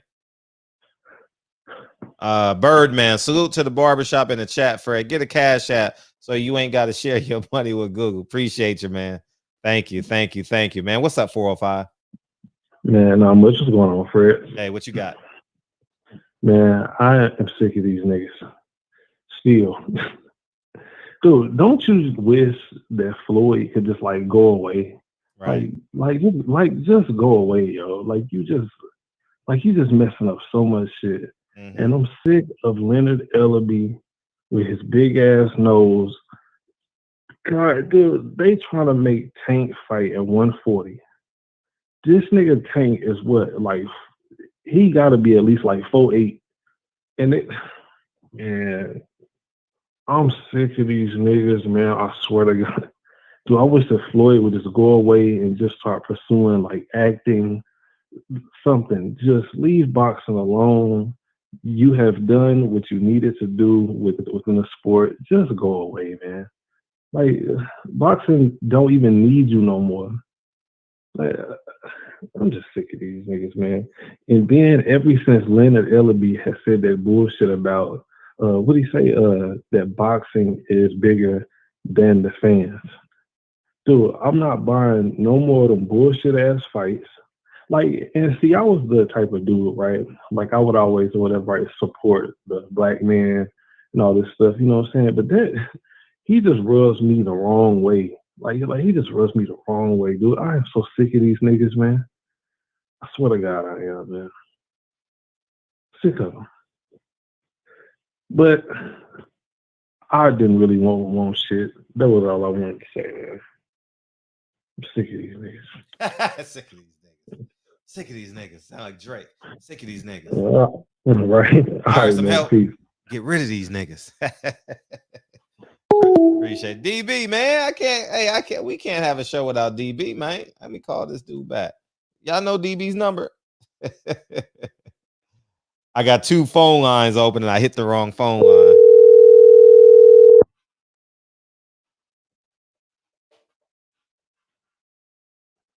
line. Dude, crazy. Y'all know DB number. No, I didn't want to call back while he was talking. Oh, okay. I wanted him to get My bad. Yeah. He just wanted to, man, he frustrated. He wanted to, he a real boxing fan. He frustrated with all of the bogusness. Facts. Young Malcolm, I'm the leader of the movement. I dispense. 256. What's up, Mike? What's going on, Fred? It's your boy Donnie, man. Oh, what's up, man? Damn, you ain't go to bed yet? No, man, I work at night, bro. Oh, shit, man. You got to get a new job, man. Is that Donnie Jones? But yeah, it's Donnie Jones, yeah, right? Yeah, man, it's me, man. First time calling. What up, DJ? First time calling in, right? No. It's like my third time calling in, man. Okay. Wild the country, man. Wild the country. Oh, yeah. Hey, he's fucking up that Tyson Fury and Joshua fight, ain't he? Mm-hmm. But anyway, man, Leonard Ellaby, big head ass, told us about 4 years ago he's gonna move Tank how he wants to move Tank. I forgot who they were trying to pressure him into putting Tank in the ring with at the time, but that sticks in my mind now that he's trying to get Tank to move up to 140. It's either one of two things. One, either they truly don't believe Tank can beat any of them guys at 135, or Tank can't make that fucking weight no more. It's one of the two. So I'm asking y'all, which one do y'all think it is? Because it can't be the money. It can't be the money because there's more money in waiting on Shakur Stevenson to get a belt. There's more money than going to chase Oscar Valdez is a Mexican. Go fight him. Since y'all like fighting Latinos so much, go fight him. Preach. So it's one of the two. Either they really don't believe Tank can beat Devin Haney, T.O., or hell, even Ryan Garcia's soft as butter chin having ass. They don't believe he can beat him.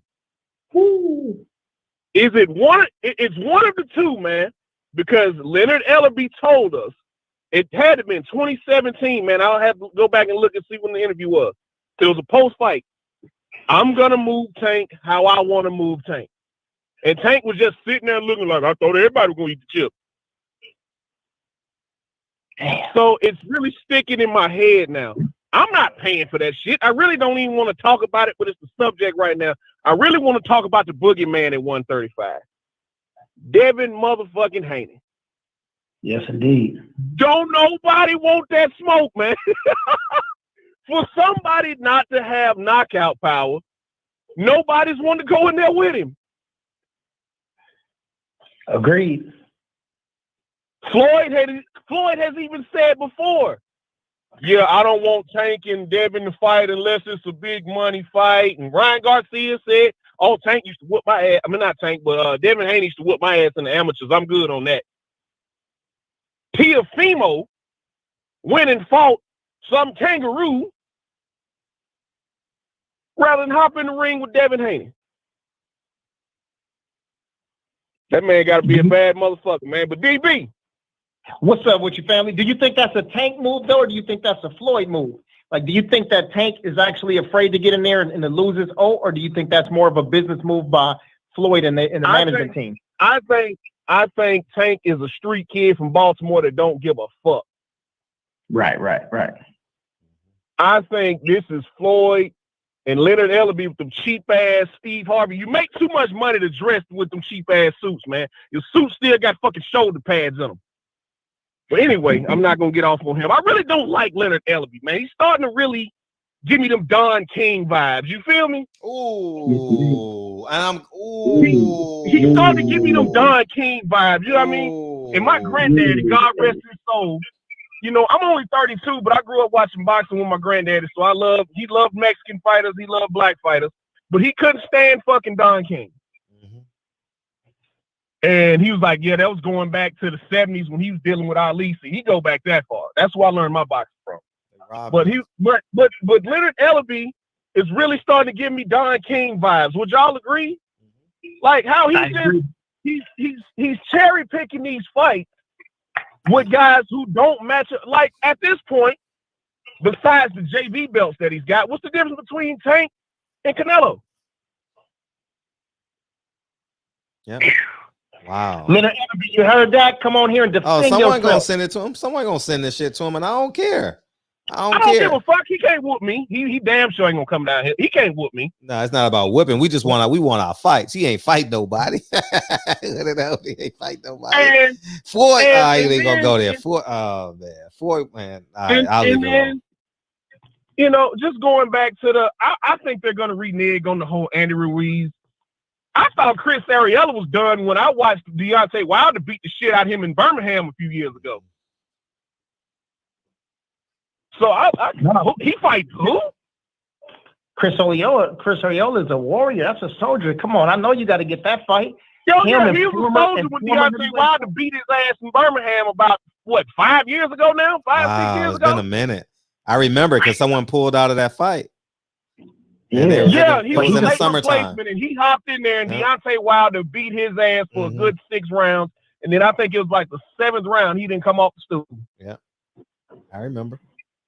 But he's a 3-time. Birmingham was live that night. That was a good night there. But anyway, if I can, for Fred, for just a second, switch over to MMA. Yeah. GB, I'm right here for that. Talk to me. I believe Izzy's gonna get dropped at some point in this fight Saturday. But he's gonna get up. He's gonna get dropped early. He's gonna get dropped early while Jan still has all his power. He's gonna get dropped early. But he's gonna get up and commence. He's gonna get up and commence to piecing him up, and I think he'll win. Unanimous decision over Jan. I don't think Jan really has the speed and the foot movement to keep up with him and to cut him off. And I know he's not going to try to take him down, even though Jan has legit ground skills. Trying to take Izzy down really hadn't worked for people.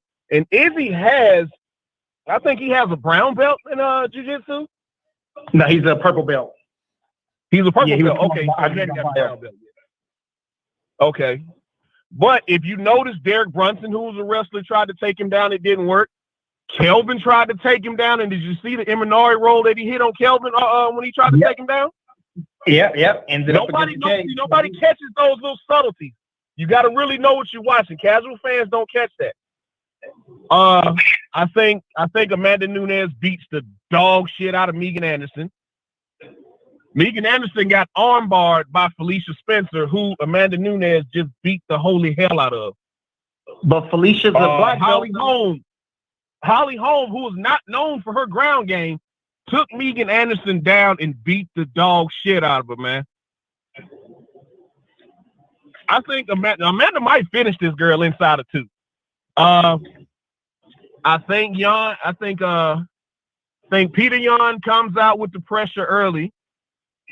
And like you said the other day, he has good foot movement, good boxing. But somehow, some way, Sterling is going to get a hold of his neck and he's going to strangle him. And that's just the way I feel about it. It's going to be 4th round. They're both going to be in the championship rounds. Sterling's going to get a hold of his neck. He's going to hop on his back. He backpacks people. That's what he does. Once he gets your back, you're going to sleep. Yeah. Shit, you wrapped it up, man. I think I agree with just about everything that you said. I believe that there's a possibility that Izzy gets dropped in the fight. I mentioned that to my brother and my cousin earlier today.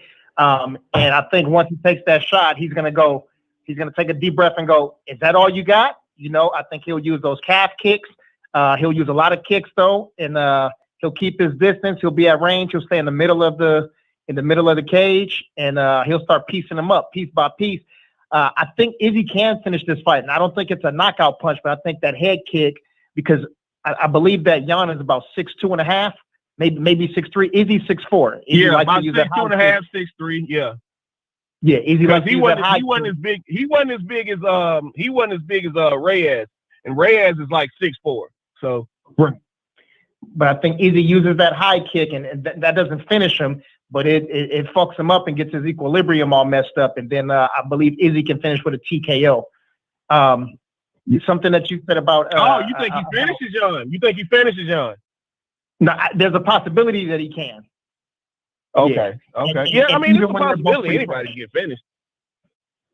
We'll see. But Izzy throws strikes like a fucking octopus, man. You don't know where that shit's coming from.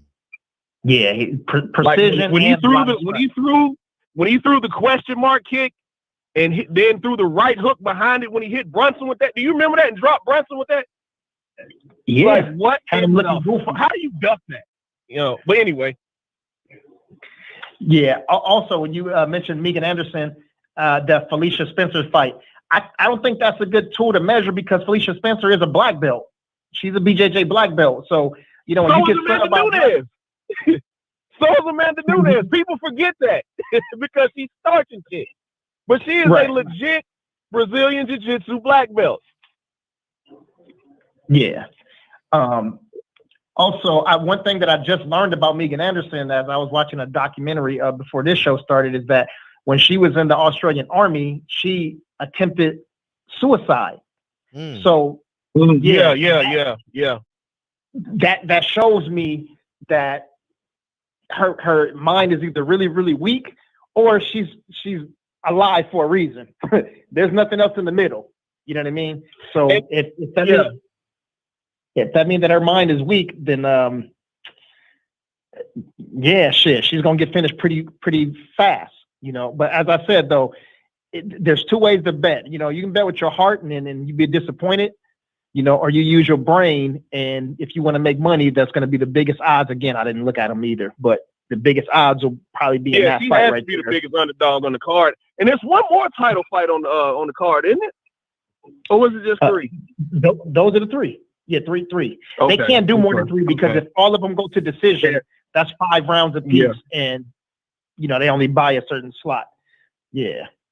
JJ asked what a question mark kick is. It's a kick that looks exactly like a question mark. I'll send you one. Okay. And I thought it was about time for I thought he'd retire first. I didn't think they'd release him. But Junior Dos Santos and Alistair Overeem, y'all, it's time. Yeah, it's time. Both. It's time. You've been knocked out cold in your last 4 fights. Wow. Both of you. It's time. Yeah. It's time. Alistair Overeem's been fighting since, what, 97? Yeah, he's in 23 years of fighting. Time. It's time, man. It's time. K1 Grand Prix champion. Heavyweight champion over here. Heavyweight champion over there in these organizations. The only thing that was keeping him around is he thought he had, I just want that UFC belt. I never got it. I got close a few times, but I never got it. And Junior, I don't know what was keeping Junior around, but you've been knocked out cold in your last 4 fights, bro. You were a former champion. You'll probably go into the Hall of Fame one day, but Cain Velasquez ruined his career. Yep. Yeah. Those that are was the his two kryptonite. outside of Floyd Mayweather, Arturo Gatti, and Bernard Hopkins and Felix Trinidad won. Those 2 fights with Junior Dos Santos, well, those last 2 fights with Junior Dos Santos and Cain Velasquez are the 2 most vicious beatings I've ever seen in my life. That second one got cringeworthy. Yes. And I'm not normally squeamish, but that second one, when he beat him, I mean, it didn't look like he was trying to finish him. Looked like he was trying to punish him. And he finally finished him in the 5th round.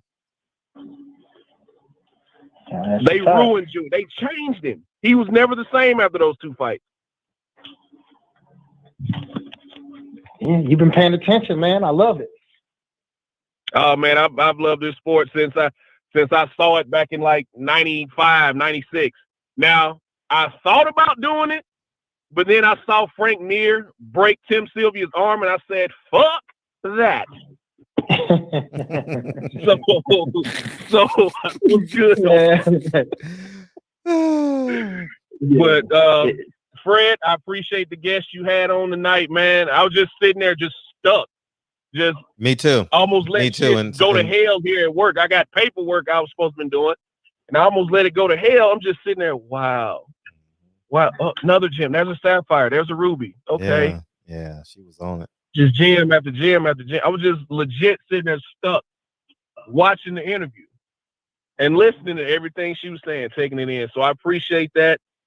I'm gonna take a lot of this back. Like, yeah, that was heavy, man. I really don't have too many words for that. But I appreciate y'all letting me come on tonight, guys. Giving y'all this easy. time. I'm gonna get off the line now. I'm gonna sit back and let y'all cook some more. I'll be listening. Big fan of the show. Thanks, dog. And it's all love here, fellas. Appreciate it. Appreciate you. Bomb Squad! I second that. I second that. Yeah. I second that. Yes, indeed. Bomb Squad it is. Yeah, somebody that's actually paying attention, man. Yeah. Gotta love it. Gotta love it. Yes, indeed. All right, JJ, I just sent it to you. Bam. Let's see. Somebody asked another question in the chat too. I'm saying as far as the levels of discipline, like a black belt, brown belt, and so forth. Hell yeah, it shit matters. I mean, the difference is, when you grappling for Birdman, if you have a black belt, somebody's got a purple or a blue, you can be a better striker than that person. But I mean, once it hits the ground, shit, it's a whole different ball game, man. It's a whole different ball game. I just want some people to go just to a school just to go and do a trial, do a 1 week or a 10-day trial. And you go in there and you see that a 200-pound man get in there with somebody that weigh 125, 135 pounds. And then you're going to come back to this chat with a whole different mindset. Everything's going to be different. It's going to feel like you, what's the name of the ones that fight against the king cobras? What are those little animals called? A mongoose. There you go. It's going to be like a king cobra, big as hell, fighting against a little mongoose. Fast as hell, keep striking you. And, yeah, you'll have a new respect for it. Put it that way. Anyway, you awake, bro? I'm wide awake. Okay, shit. He heard MMA. He was like, okay. I go into my cocoon. I go into my cocoon. Yeah, I said you tweeted some shit. You posted shit on Instagram. I'm like, damn, what's going on, Freddie? Man, I know my place. Shit, the same way when y'all niggas hollering at women, I just go in my cocoon, man. What can I add to that conversation? I don't even know the names y'all talking about. This nigga said you Frank. can add your Hums. The nigga said Frank Mir. I thought I was gonna say no. You meant Frankenstein and Mir.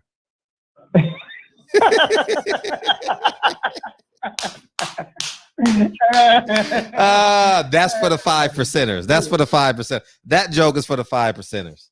You know what I mean? But you're 5%ers. Yeah. Yeah. No, that's a good one. See, no, you get it though. You get the concept. There's a few that will get that right there. Man. Oh man. Oh man. So Brandon Adams fights tomorrow. Thank you, TB. We are going to talk about that, man. We are definitely going to talk about Brandon Adams, man. He will be fighting tomorrow. And I'm rooting for that kid, man. Come on, Brandon. Pull through, Brandon. I root for him, man.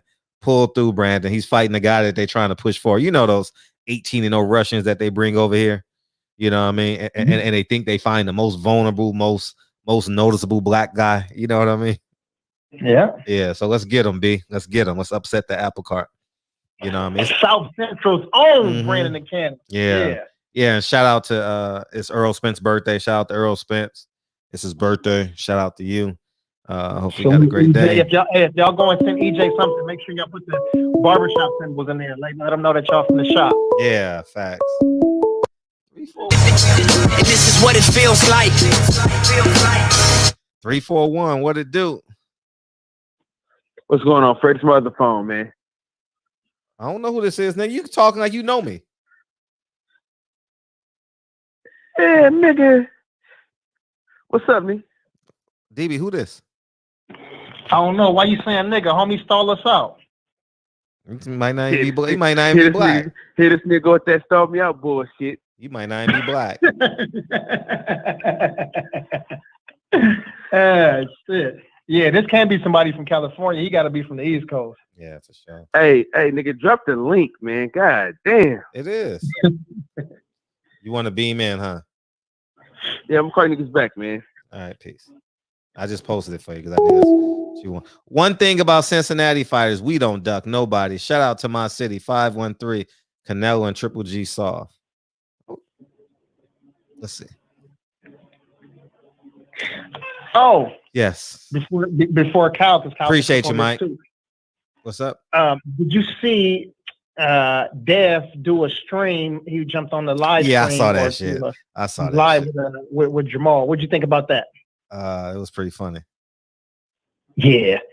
Man, it's so crazy how Jamal, he needs to be in his element. He needs to be around people. He needs to be around fighters and people that he have a history with. And that's when he opens up and starts to be funny and show some charisma and some character.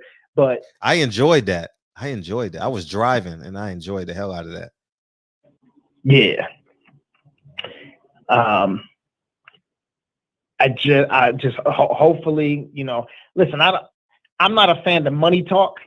Yeah, I'm glad you said that because I was gonna do a video on. I said, I can't do a video on it. Wait, that's not you.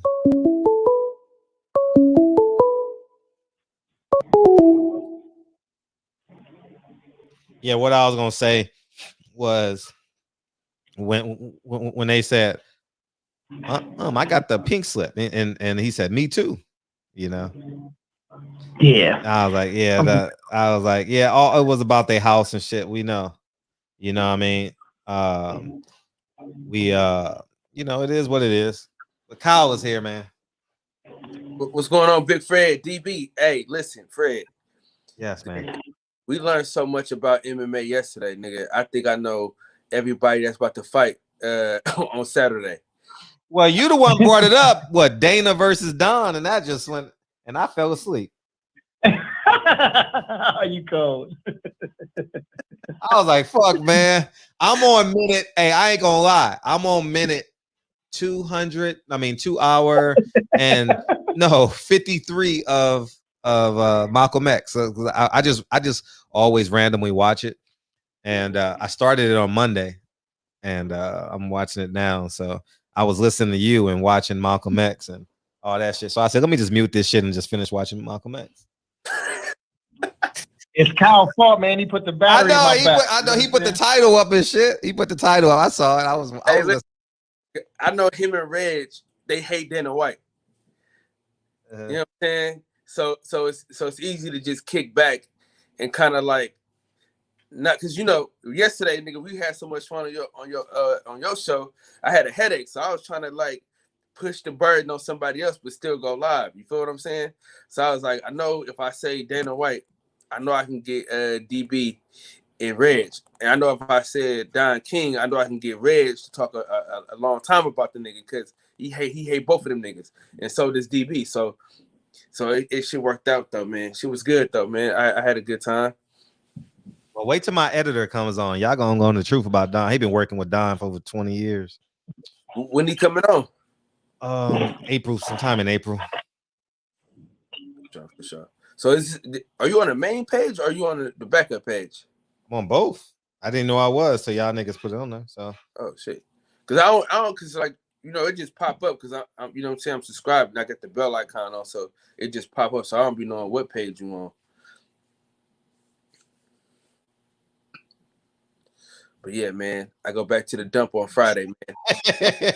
Oh, Friday? Yes. Friday? You go back to Sankofa on Friday? Thought it was today, man. I was like, God damn, man, I do not want to go. You got one more day. You got Jamie will be in here tomorrow. Which one is that? Which one is that? That's Asia Math. That's for Asia Math. Asia Math and the beautiful, intelligent Jamie Alexander. No, I'm saying which one is that though? Is that the one that was on here like the other day? No, she was on here like maybe like 3 months. She's real tall. She's into fitness, like a meditative kind of spiritual kind of. Was that one of the girls you asked what was their favorite body part, or she was too professional? No, I don't know. I don't think so. But she'll be in tomorrow. That's D Hodges' girl too. D Hodges, Champion Heart, and nigga, Champion Heart, nigga. Anytime a woman come on here, he start giggling. Yeah, that nigga. Nigga shoulders start bouncing and shit like Deacon 305 and shit. And he be having his arms out, nigga. Yeah, like this. Pushing his arm against his chest so that shit you can see the bicep and shit. You know what I mean? This arm, yeah, they could be like, yeah. And then when they come, he be laughing his ass off, boy. It should be hella funny. Yeah. Man. But yeah, Fred, we're going live after you, man. Of course. Yep. And you gotta beam in, man. You know what I'm saying? Okay. You gotta beam in one of these good old days, man. No problem. Yeah, man. You got more than 6 now. Huh? You can put more than 6 up there now. Hey, nigga, had to pay the cost, man. Yeah, I had to invest, man. Cause it shocked me, right? Because normally it was just us, like the same people. So I was like, oh shit, well, I'm cool. You know what I'm saying? Well, Craig said, I'm a man without it. So I thought I could just live with that. And then niggas started coming on. I was like, oh god damn. And then I was trying to figure out how I could get off and then have people come on. But shit. I was like, man, I'm gonna just pay this $20, man, and just. That's what I paid. I paid $20. I got unlimited hours, but they only record up to 4 hours. Yeah, I mean, but I ain't Reg, so nigga, I ain't finna be. Damn. Look, I was gonna try it last night. Nigga, I ran out of stuff to talk about, bro. I said, all right, y'all, I'm gonna just go ahead and. I asked Reg, I said, man, keep coming up with shit. He's like, man, I just be having an open panel. I was like, man, this shit ain't working for me, man. I'm tired of the motherfucker right now. Yeah, I get it. Yeah, for sure. Reg go through content and then the chat. Content and then the chat, so it lasts longer. See, sometimes we go through content and reading the chat at the same time, so you kind of knocking out 2 birds with 1 stone. And when Reg's passionate about something, he'd go off for 10 minutes and be like, man, let me catch up in this chat. Yeah, hey, y'all stop typing. Man. I gotta catch up. The great, wonderful, amazing YouTube sensation of Boxing Conversations with Reggie Owens. Sir Reggie Owens, man. You know what I'm saying? He definitely has great value. For sure. Hey, he gets so mad when me and DB give him when we like add hella shit to his name. So like the nigga DB said like 30 names yesterday before he said his name. She said, let me see you come out of your V-neck. Oh, that nigga said. hey, Red's like, oh. Hey, that nigga said, fuck everybody. Go.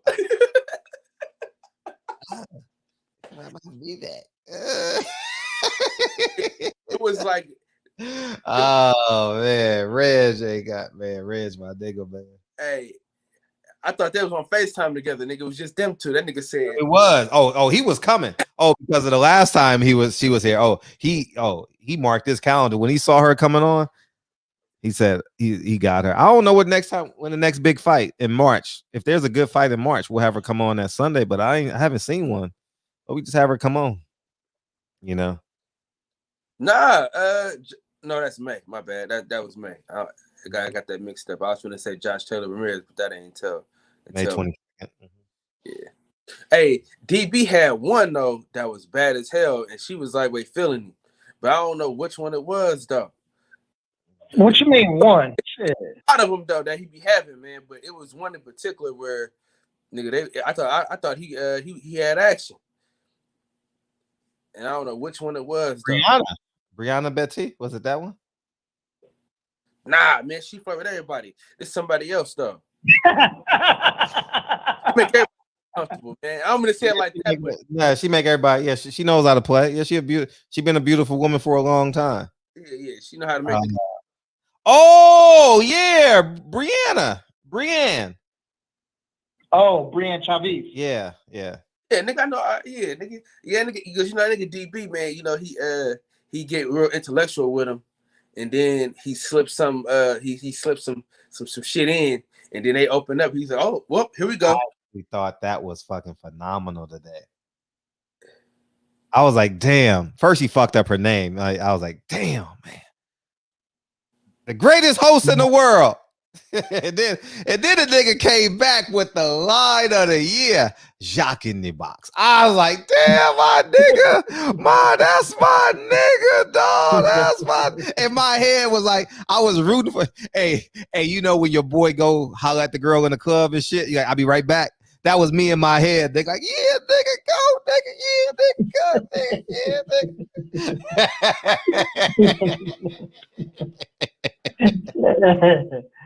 oh man.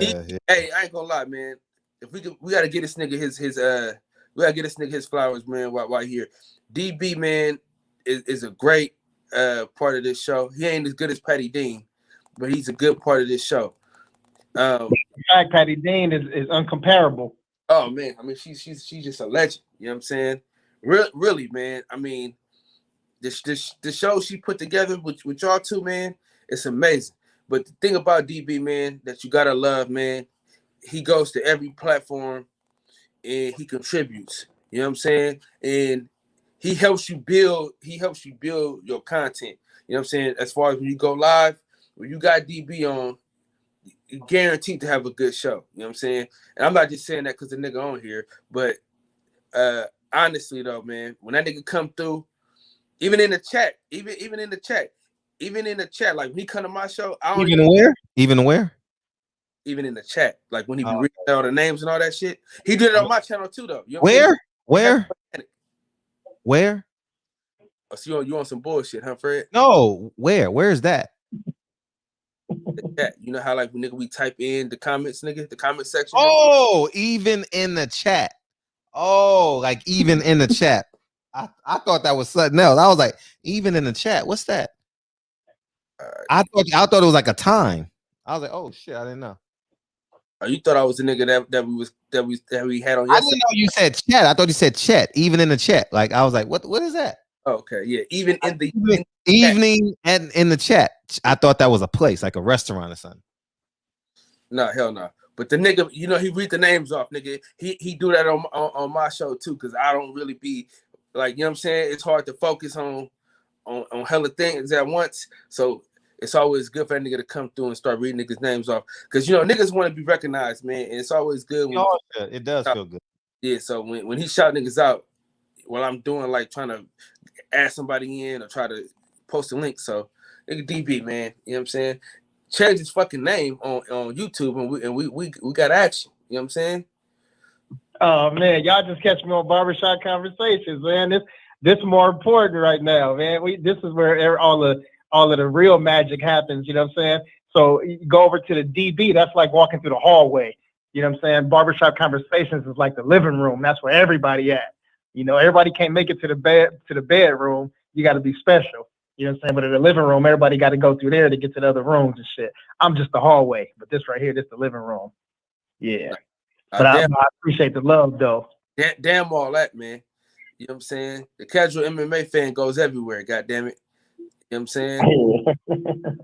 Hey, listen, in the hallway, the hallway is just as important as the bedroom, nigga, because in order to get to the bedroom, you got to get through the hallway, goddamn it. And I want to be in the back and the backyard where the party's at, like Boys in the Hood. Can we do that? Yeah, because hoes got to eat too. Yeah, they got to eat too. You know what I mean? Shit, them big ass perms and shit. Look at them fish on the dance floor. Or we can go to Crenshaw Gym and Love and Basketball. You know, I can do that too. Yeah, as long as we bring in the wonderful, amazing, phenomenal phenomenon, YouTube sensation, boxing enthusiast, motivational speaker, big bro, King Reginald Owens. Nah, he got to stay. Sir Reggie Owens. Nah, he can't. I like that name, Sir Reggie Owens. That fits him. Yeah, Sir Reggie Owens. Can't like it, so let's keep it going. I like that name, Sir Reggie Owens. I like that. Yeah, let's do it. I like that, Reg. I like that. Yeah, Reg finally got. I mean, he went from imagine. I mean, that's like let's play along. That's like a Malcolm X transformation. Cyberbully to Sir Reggie Owens. Cyber to Sir, huh? Cyber to Sir. Like that really happened. That really happened. Hey, damn. Yes. From racist to Sir Reggie Owens. No, you're the racist. I love it. Hey, he said, Trey was like, I swear to God, I'm about to write that. I don't know what you say you're about to write. You caught that? Trey was about to say, Trey talking to you. But yeah, that's funny. Sir Reggie Owens. I like that, man. That fits him, dog. That fits him. You know what I mean? Sir Reggie Owens. I think from the time I was in junior high school, I started giving out nicknames that always lasted a decade later. Still see people with them same names and shit. You know what I'm saying? So yeah, Sir Reg.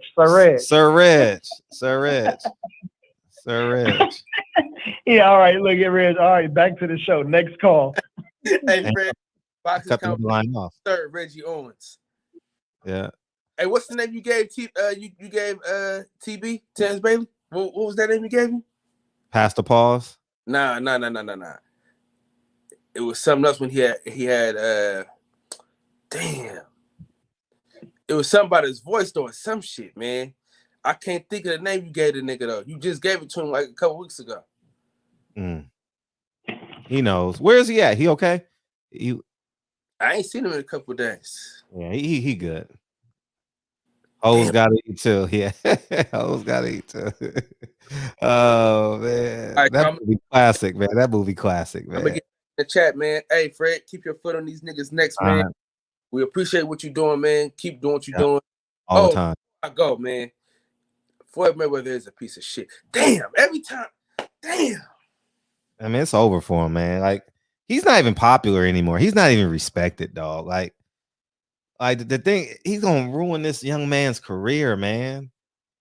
People ain't gonna see it though, because it's not external. Like, you know what I mean? You just gonna see him go fight these guys and throw them on pay-per-view, and he might win a couple, but they're not gonna be competitive, you know. Hey, but you know what he gonna be able to tell? You know what he gonna say?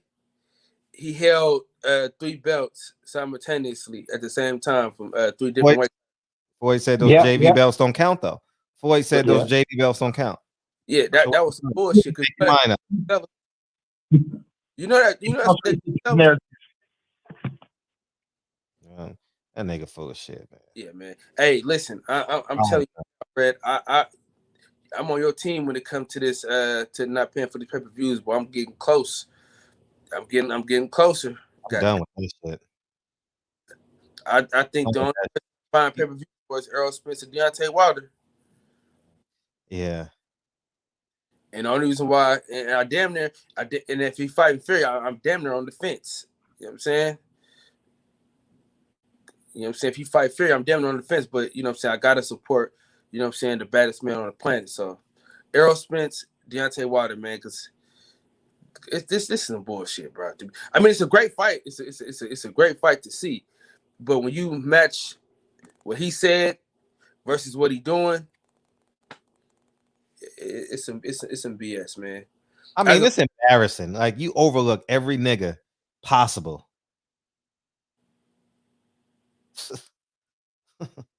And he understand. It don't even make him look bad. It make Tank look bad more than anything. Because they like, oh, you hiding him now. So it's like, he a great fighter, but we'll never know if he a great fighter because you want to great. I'm gonna give people courage to say it. You know what I mean? People are afraid to call out Floyd and Leonard Ellerbe, but I'm gonna give them courage. Yeah, that's some bullshit. If that fight is true and signed, shit, I'm gonna have some fun. Because everybody gonna repost what I say because they're afraid to say it. Hey, but you already know, right? You said you've been said this. You said this months ago. I did, bro. Tell the world again. Tell the world again if it's coming true. Go ahead. Let's break down the great philosopher Frederick Hawthorne. What's your middle initial, blood? S. I was waiting for a comeback. That's why I didn't say anything, but it's S. Nah, nigga. And the great philosopher Frederick S. Hawthorne. That's what I was, nigga. I gotta get, nigga. It's like Sir Reggie Owens. I gotta give you the whole thing. You feel me? If you're a great philosopher, you gotta have that middle initial. You feel me? Yeah, man. But in the words of the great philosopher Frederick S. Hawthorne, you know what I mean? He was gonna fight somebody with the last name Luis or Jose. You know what I mean? It's gonna be some mess. I thought I said it months ago. We knew this was gonna happen. You said he's gonna fight somebody. I posted that shit too on Instagram. Yeah, I mean, so this ain't nothing new to us, man. We already know the world they just late to the party. The shop been open. You know what I'm saying? The shop open early. They coming late trying to get haircut. You know what I'm saying? Look at Jarvis' comment.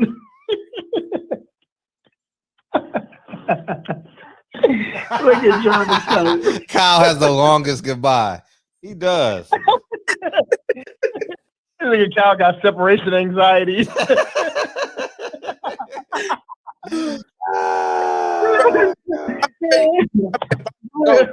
That must have popped up in my head, man.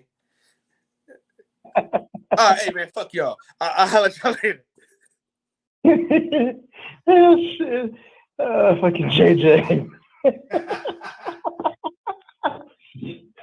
Oh shit. Oh fuck. That shit made me weak. All right, the phone lines are back open. Hey, it's like that guy that calls into what do you say? Greetings and salutations on that KJLH morning show. What's the name of that show? What's the name of that show? Molly Bell. Is Molly Bell still alive? Shit, I don't even know. She used to call in a lot to what's her name in the morning on KJLH 4:30 in the morning. The Wall Street, the morning report. What is it called? Damn. No, not the morning. Is it called the morning report? It's called something. Jarvis know what it's called. Shit. Man, I ain't been driving down La Brea at 4 o'clock in the morning, man. I usually got something in to try to keep me awake. Yeah, facts. Yeah, that's like old school driving with your pops or your uncle listening to that shit. Yeah. Well, I used to be making them drives in the morning. Fucking Jarvis. Not the Tom Joyner show. It comes on before the Tom Joyner show. Yeah, Tom Joyner come on at 7, right? 7 or 8. Yeah, used to. Yeah. What's the name of that show? Not Nautica De La Cruz, but the other one. Oh, what's the other young lady's name? She is a LA staple. You know, we're talking about niggas and bitches. She was on The Live and Die in L.A. What's her name? Dominique DePrima. Yeah. DePrima. Yeah, there you go. What's up? What's up, big TBA? What you got? What it do, man? Talking about TVA, man. What it do, man? What it do? TVA in the house. Yeah, man. Hey, what y'all think about this 154, man? What y'all think about Ernest Lonnie Laura, man? His next fight. You ain't gonna remember this shit anyway, nigga. What you calling in for? The fucking nigga gonna fall asleep with the phone on his ear. Like, what you care about? What you care? Oh, you work with the post office, Molly Bell? Oh, wow. Molly Bell, man. She wanted reparations like a son of a gun, man. I used to listen to her every morning, dog. Molly Bell, man. Hopefully she's still. How old was she, Reg? I know she sounded like an older woman. I hope she's still alive because she calls in every morning. Molly Bell, man. She loved Dominic DePrima show, man. Go ahead. I'm sorry, TBA. No, but what y'all think of Brandon Adams' fight tomorrow? I mean, he in there with an 18-0 guy with 18 knockouts. I mean, I got Brandon Adams winning, but it's gonna be a tough fight. Yeah, I think his experience. I mean, I don't know much about the other dude. I just seen his record, but you know, I'm rolling South Central all day long. Yep. Plus, he got the experience. He's been under the big lights before, in there with Charlo. TV show. Before that, he had that same kind of success. You know what I'm saying? So, yeah, he wins the fight. You know, I don't know the other dude too well, so I can't make a prediction. But I just got the cannon for the W. Right. Me too. Right. Did you see the live with Jamal Charlo and Devin earlier? No, I was in school. Oh, thanks, Reg. What do you think about Tank and Mario Barrios? I think it's just a bullshit fight they trying to give us, but I ain't buying that shit. I'm streaming that shit, so it don't even matter about that shit. They give me a good fight, I'll pay my money. Nigga, you buy all the Canelo fights. What are you talking about? I did say that. Man, I ain't buy Canelo last fight. I'll be streaming the fights. Oh, okay. And what about Dev versus Loma? I mean, yeah, this is a good fight for Devin. I think this is a redemption fight, really. This kind of redemption. Like, not saying like it's redemption, like he got it's like redemption, like this could have been like he could have been undisputed champion right now if he would have beat Loma just the first time if Loma ain't duck out. You get what I mean? Yeah. Yeah. So how you see the fight playing out if they get in the ring? I think it's a 50-50 fight.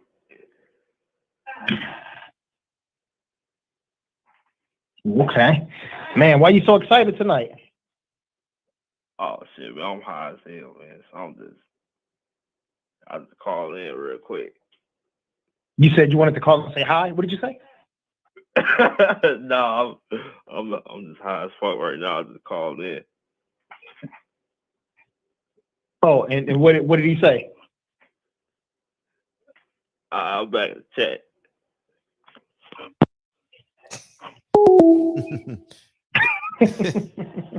Oh man, it's called The Front Page. The name of her show is The Front Page. The Front Page. There you go. God damn, I ain't heard that in a minute. Damn, TB was falling asleep in between his questions. And this is what it feels like. What's up, Reg?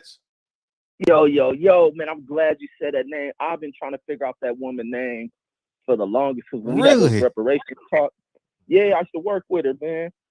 And she'll call in while we working. She'll take her break and she'll call in the show because we'll be listening to it, be coming on. We used to work like graveyard. And her show would come on it'll be on for like 1 in the morning up until like when people wake up, and just be hitting on all this deep, like hood conversation, like not intellectual hood conversation about solutions and what we need, And Molly was one of these people who were big on reparations. This is back in like 2003, 2004 when I worked at the post office. And back then people laughed about it. That's why I look side-eye when I hear people talking all this, give my reparations and all this other shit, when most black people were not buying into that conversation. And even when I was a kid in like the late 80s and stuff, early 90s, you'll see, and you go through Watts. Watts used to have murals like near where the project is, up Imperial, up to like what's the front end of the projects, that Central, whatnot. You see all type of like African artwork around there, as you know, Watts began to like go through its stages of decay. After every year it goes through its decay, but it was always people pushing reparations, and moms gonna be riding down Imperial and stuff, and I'll be looking at the vehicles that talk about reparations. There should be a truck that was like known. He have all type of riding all over his trucks, painting in African paint, flying the flags, talking about reparations. So when I see Molly Bell, I always wonder like what she's talking about with reparations and pushing black talk. Is always like black conscious talk radio, like late at night. So it was like it just soothed my damn soul, like how we do at the Barber Shop. But yeah, Molly, I was like, damn, I've been thinking of her name for so goddamn long. That's her name. Yeah. That's great. That's awesome. Yeah, that was dope. And then even the show was dope. The front page. It's a great show. I wonder is it still on? And then see, I stopped working with it because I ended up getting fired, man. That's back then when I didn't give a fuck about a job. Like I lose a job over manager say something, it'd be nothing for me to try to fight a manager or some shit. But I ended up losing my post office job. I don't know if it was, can't remember, it was like an event I was at. And I don't know if I was leaving like my cousin's wedding or some shit. And I called in, was like, I'm gonna call out because at the post office, that was the other effed up thing at the post office. They work people like dogs. The post office ain't the same career path jobs that you used to hear when, back in like the 70s, 80s, when black people go in there and the post office was the job to have. When I went in there, they're barely paying above minimum wage. They worked you like a dog. You have to work like 6 days a week. No sick time. Any sick time is what they call part-time flex. No, it was casual. You worked in as a casual clerk and then they moved you over, but they didn't give any benefits. So you had to work these 6 days. I missed days because I was going to school and all this stuff. So I didn't. With me, that's why I'm like, I don't buy into where people talking about people work a job and they get treated like a job. They never treated me like shit. I ain't give a damn what a CEO was, nothing. You gotta respect me like you do the whitest person up at any job. I'm gonna have the same benefits and blah, blah, blah. Plus I do my job, I work. So, and they love me at these jobs. But when I called in one night and I called in was like, I need to call in sick. But look, we don't get no sick time. We don't get no vacation time. Was like, well, we need an excuse. I said, man, because I was getting mad. The lady questioned me. I said, well, goddamn shit, tell them I'm drunk. Like, and I didn't show up. So the next day I go to work the next day. I work a full hour processing mail. And then I start seeing as we coming towards the end of the shift, all the managers lined up along the road where I'm at. And my one supervisor's like, man, he's like, God damn, dude, why you say that shit? I was like, man, I ain't give a fuck.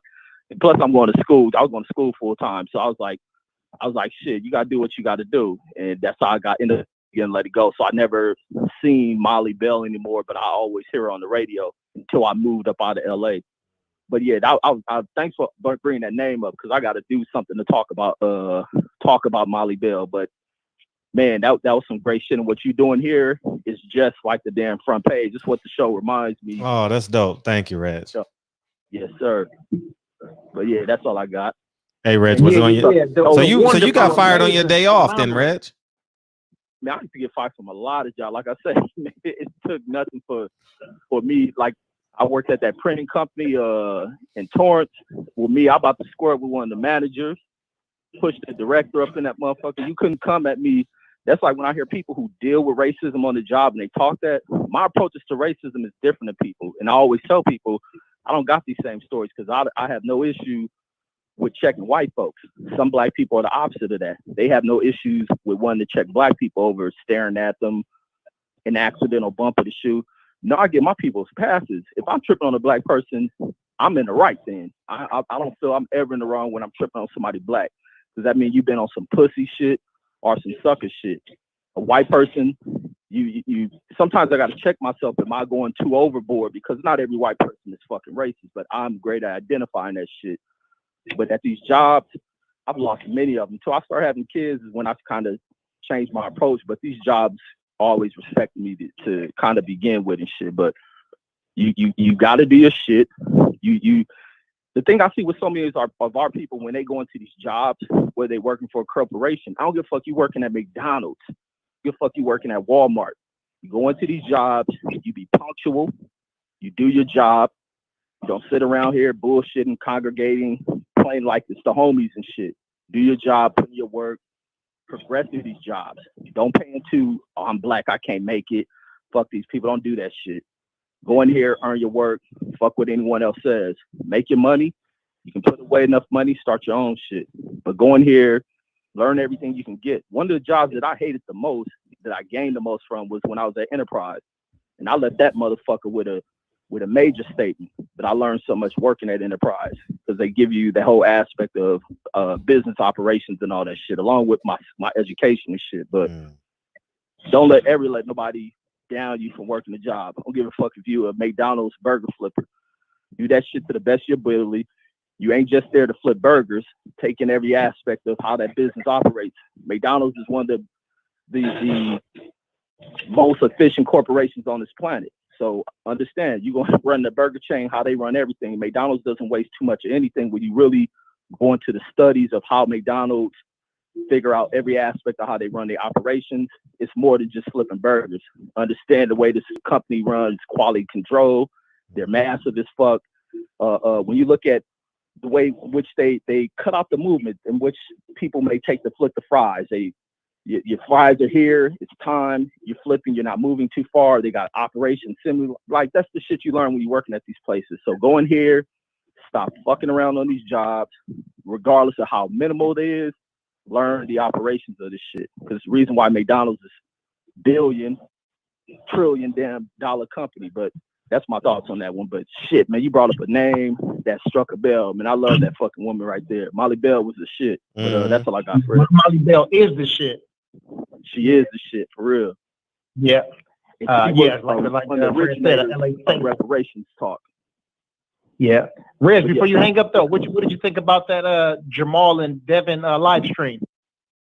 Oh man, I love the fuck out of that shit. And like you were saying earlier about how Jamal, you finally seen his true character, like he opened up, being in his comfort zone, and you find out he's a humorous dude. But like you said, the money talking, all that shit, but they were in their comfort zone and they were just open. But I think that's another side that these fighters should showcase themselves. I think maybe they should do more of that, open it up and speaking with other fighters and getting on there and having those kind of talk. And then it was almost like him looking like he's an older dude and talking to Devin Haney, a much younger dude, like an older dude should, not on some ignorant shit, playful, grown man type shit. And I enjoyed the hell out of that. So I have to give Jamal a salute for that shit. Even Devin Haney, give them a salute for having that. Hopefully they come back and do more of that shit. Yeah, absolutely. But let me say this for that Tank shit, and all you other fools who like to get on here with that Latino shit, talking about black people hating on Canelo and all that shit. The same shit going on with Tank, because y'all only want to be selective on what y'all hear. Y'all hear us criticize black fighters when they do fuck shit all the time, like Canelo. This shit that Tank and Floyd and them doing with his career is another fuck off, the same way they doing with Canelo. Ain't none of these fighters that they giving Tank have ever called Tank out. Now all these people calling Tank for smoke, he's ducking and dodging, doing this franchise shit. He moving to 130. Then he bypassed the 135 where all the real danger at, to go to 140 to fight Barrios, who's another dude who just bypassed 135 himself. He was fighting at 130 and just leap up to when he found the opportunity for a belt at 140. It's fuck shit. Nobody called for no Mario Barrios. Nobody speaks about Mario Barrios at 140. So what the hell is Floyd and them doing with this kid's career? They moving him like Canelo. That's what they doing, and it's a legacy killer.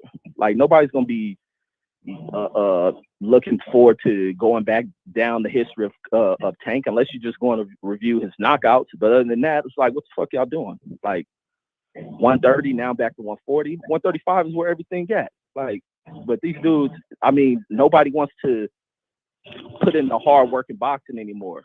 Go through these divisions, wipe them out, fight the best of competition. You ain't got to fight the lower of the tier of there, but if there's other top level comp in there that you haven't faced, you should be trying to clear that shit out. And nobody wants to clear anything out. That's why I'm like, when people do pound for pound talk is the dumbest shit that motherfuckers can think of in this damn sport. Boxing comes up with so many of these stupid ass ideals that we hate old media people, but we argue their points all the fuck. Well, y'all are. I don't argue their points. People argue their fucking points all the time. Pound for pound is the dumbest shit in boxing because nobody's facing each other. Nobody's at the top facing each other. Not even the fucking heavyweights. But that's all I got. Well, you got a heavyweight who's trying to face everybody and people ducking, dodging, and moving around and shit. But that's all I got. I'm gonna open the lines back. Hey, man, we definitely got to give it up for the wonderful, the amazing, the phenomenal, the phenomenon, YouTube sensation, boxing enthusiast, motivational speaker, the one and only Reggie Owens. Man, to disregard that shit, I'm just Reggie. Shit. It's crazy. Appreciate you, Reg. Indeed, Sir Reg. You didn't call him Sir Reg, though. I did. I just said that right now. Run the plate back. Okay. Yeah. Oh yeah. When y'all talking about the post office, yeah, my big bro, he worked at the post office and shit right there. That he was in the Watts area and call him Mailman Mike. Or Mike the Mailman. Everybody know him over there. You know what I'm saying? Yeah. Let's see. Dre Finest, what up, OG? Cletus, let me see, they skipping the grind. Yeah, man, these dudes skipping the grind. Yeah. That's right. Put a Molly back. Clap, clap, clap, clap. Dave Jack. Yeah, man, I was glad that Jamal did that. Man, just he gotta just learn how to refrain from saying stupid. Like you just gotta realize you can't say shit about Deontay Wilder, you know, and EJ done his local stuff, but then when you do stuff like how he did for Jay, like you can't talk about dudes when they doing shit like that. Right. You know what I'm saying? Like you can't question a person's heart or character when they so well respected. Because then you're gonna get hate and backlash for it. And do you have alligator skin? Can you take the backlash now? He can't. He's not built like that yet. He's definitely not. Right. So, I think, and then what ends up happening is, and you mentioned this before, splitting fans like Sean Porter and Earl, right? Like, man, you end up splitting fans. Like, don't do that. Because now you got to win all the Deontay Wilder people back over again. Yep. And he's so revered and so beloved. It's tough to do that when you say anything, to spite him. So, but today was, another step forward in like his progression, like in showing people who he is, where he can be lighthearted. He even mentioned something about his little brother. When he showed his card, he was like, "Yeah, Mel think he the big dog." Yeah. And then Mel came in the chat. Yeah, he better be careful though. Mel gonna come for his head tomorrow. He already know. He probably went live today. Hey, he did say, I'm 160. I'm not 160. I was like, oh, you still. Oh, I caught those subtleties. I caught about 3 or 4 He's still ducking, dog. He's still ducking. And he even said, I'm a duck. I'm a duck. I'm a duck. Hey, how about Devin? He's like, hi, how are you? What's your name? He's such a kid, man. He's such a kid, man. I love it. He was so kind. Hi, what's your name? And Dev opened up to it. He was like, shit, you're going to be requesting the franchise tag.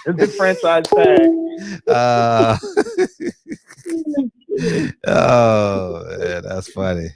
The 2 email chaps on the live together. Oh, man, that's funny. That's funny.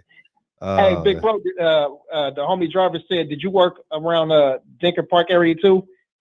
Because he said he know Mike the Mailman. Damn, I don't even know all his routes. I know he was in Compton though. Mike the Mailman? Okay. Who's that? Who's Mike the Mailman? He's popular, huh? Yeah, that's my brother. That's my older brother. He said, no, I was in Watts. Oh, okay. Mike the Mailman is your brother? Yeah, he in the chat right there. You see Puncho Estrada? He right there. Oh, and he's a real mailman?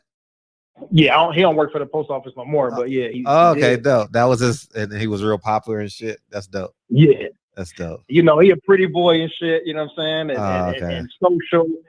You know what I'm saying? So when people see him, he got like an infectious enthusiasm.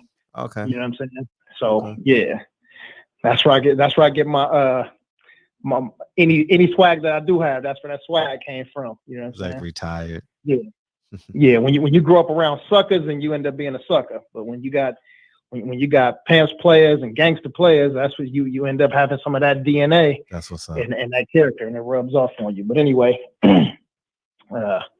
back to this boxing shit. Let's see.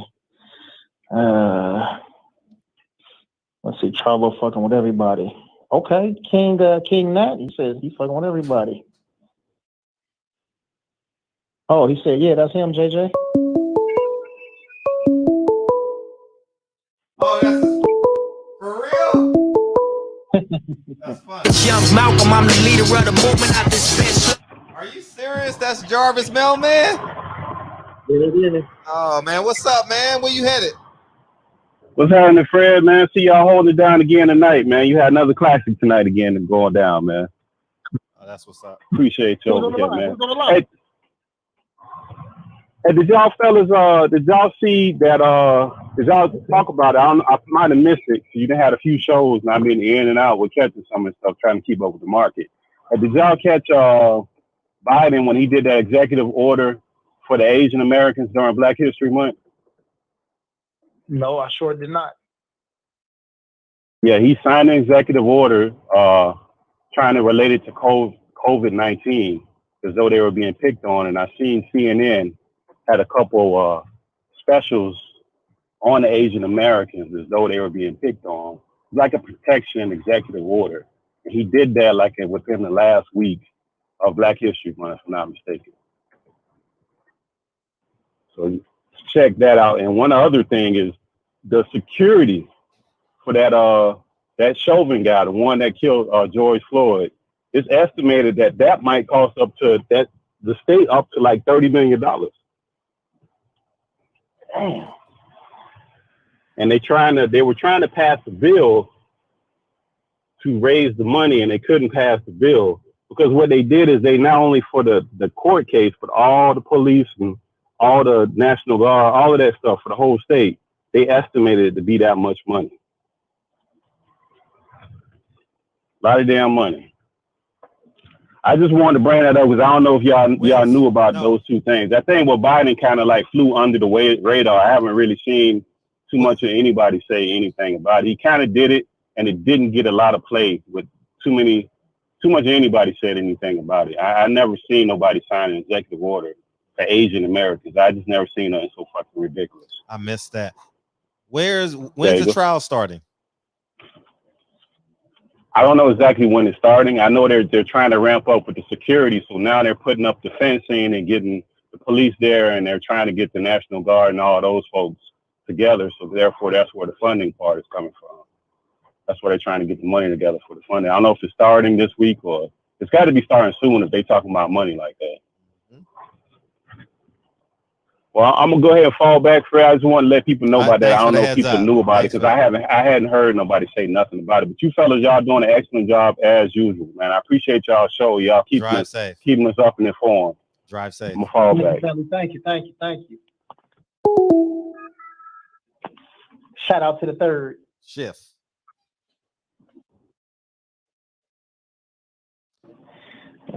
Fight talk. You just got here. You said who y'all got in the Barrios versus Tank fight. Yeah, you didn't say who you got though, bro. Who, me? Yeah, in that fight. Fuck.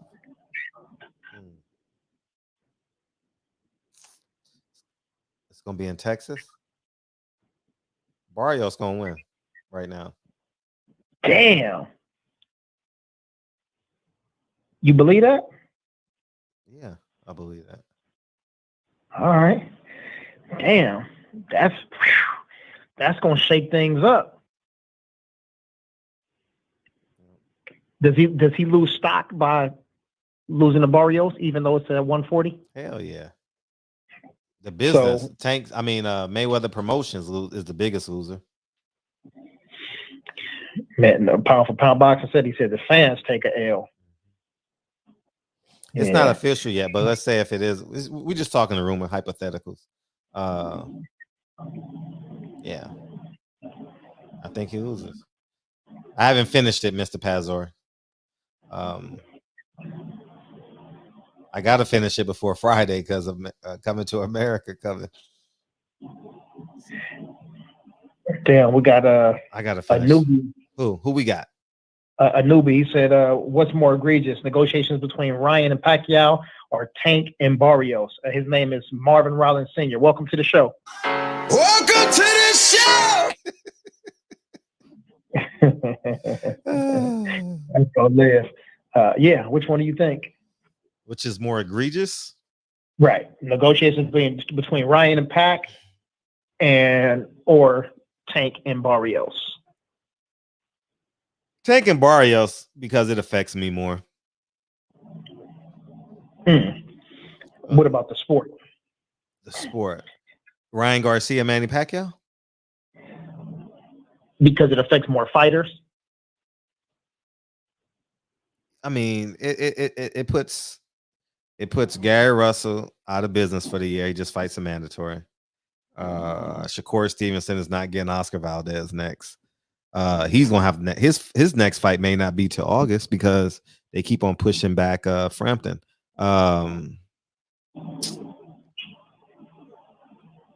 You know, it's.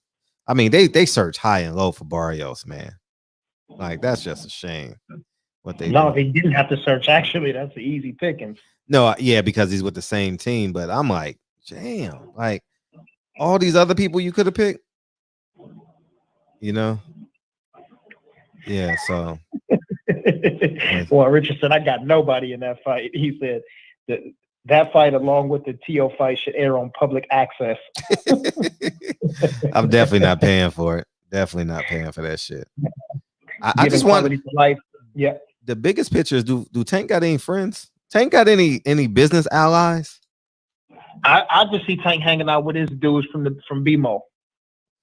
I mean, that's an all-time, like this is an all-time glitch right here. Have him go at the 140. He ain't never had abs. Let him get abs first. You know, like, man, I want this guy to win, man. I root for Tank, man. I really do.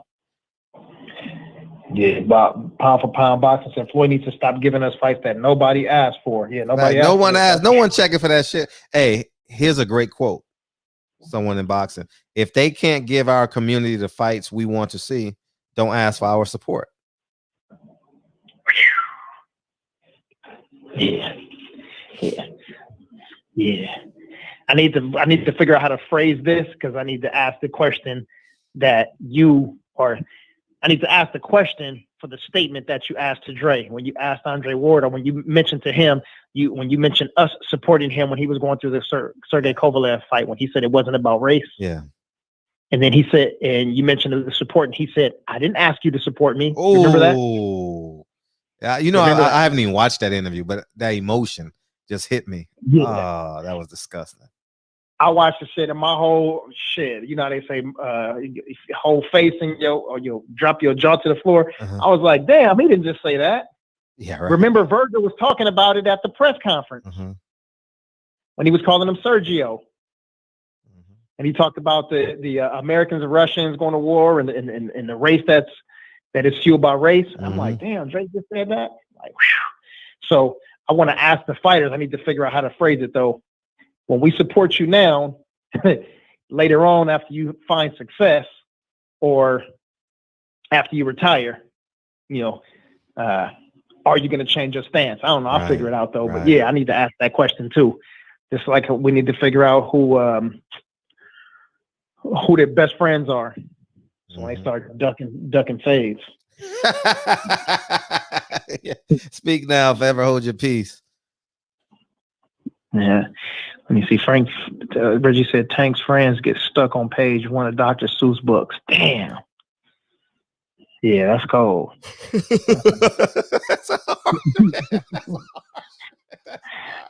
That's hard. That's fighting words, man. That's fighting. Oh man, I'm serious. Do Tank got any leadership in this team? You know, like who's suggesting, hey, Floyd calls Tank. Leonard Ellaby calls Tank. Hey, I got a fight for you, Mario Barrios at 140.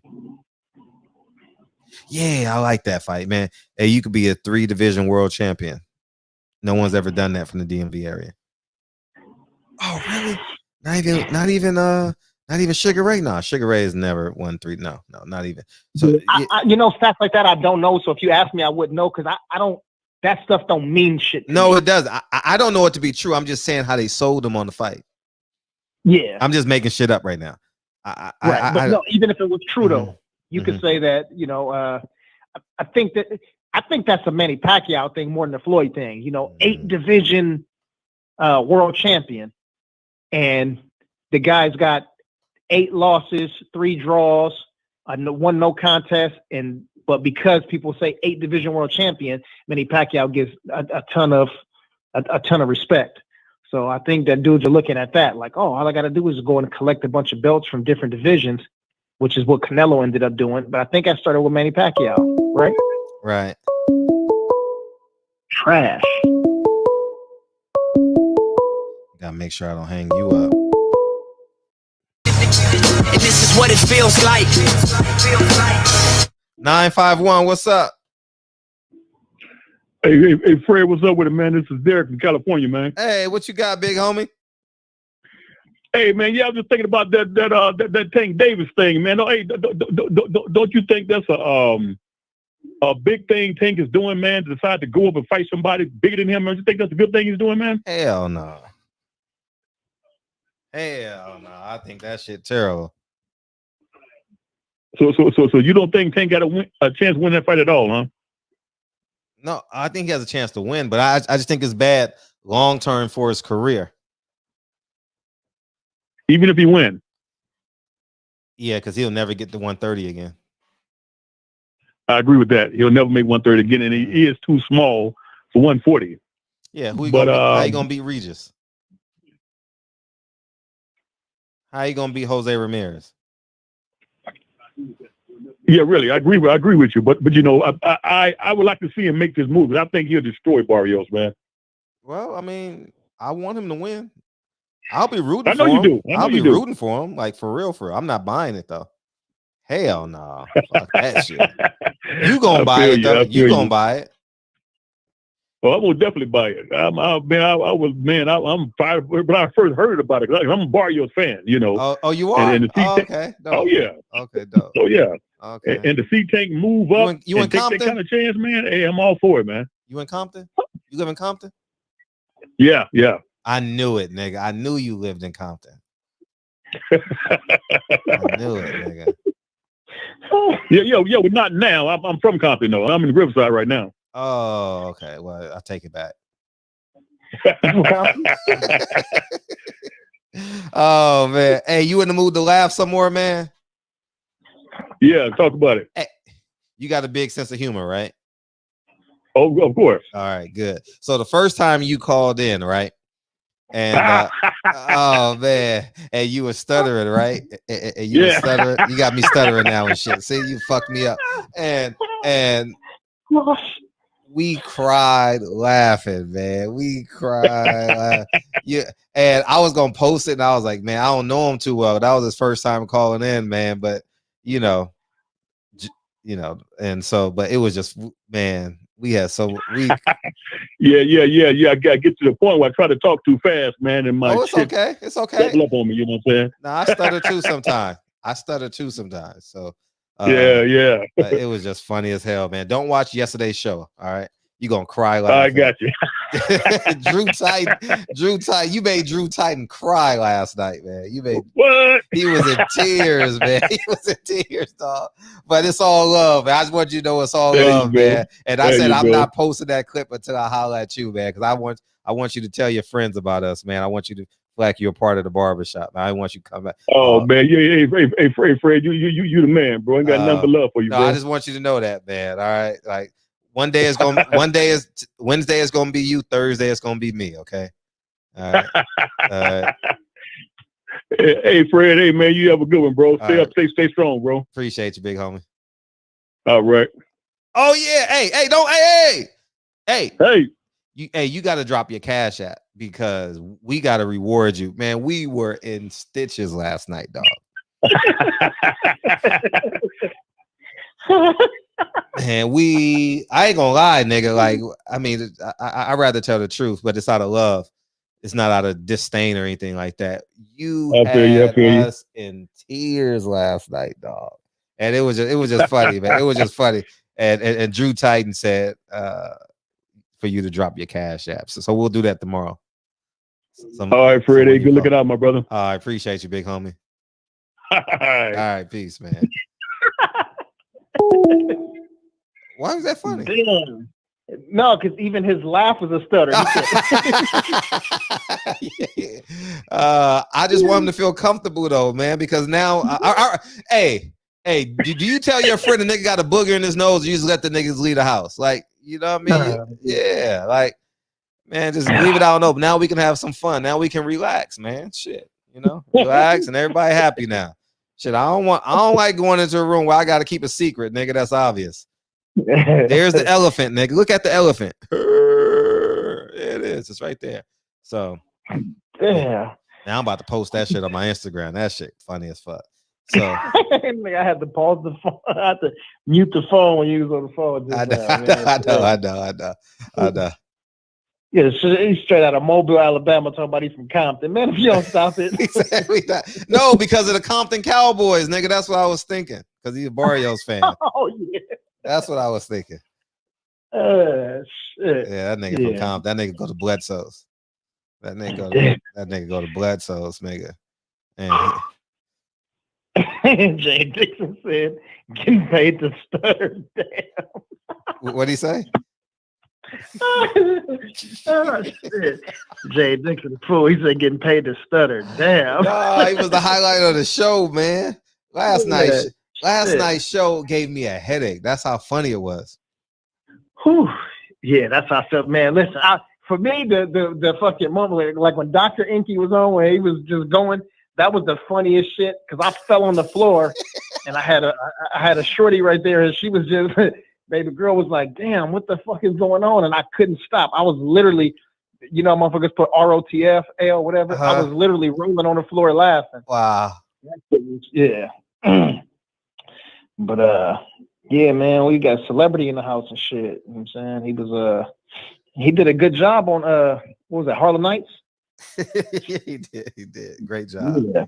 Great job. Boot to the champ. Damn.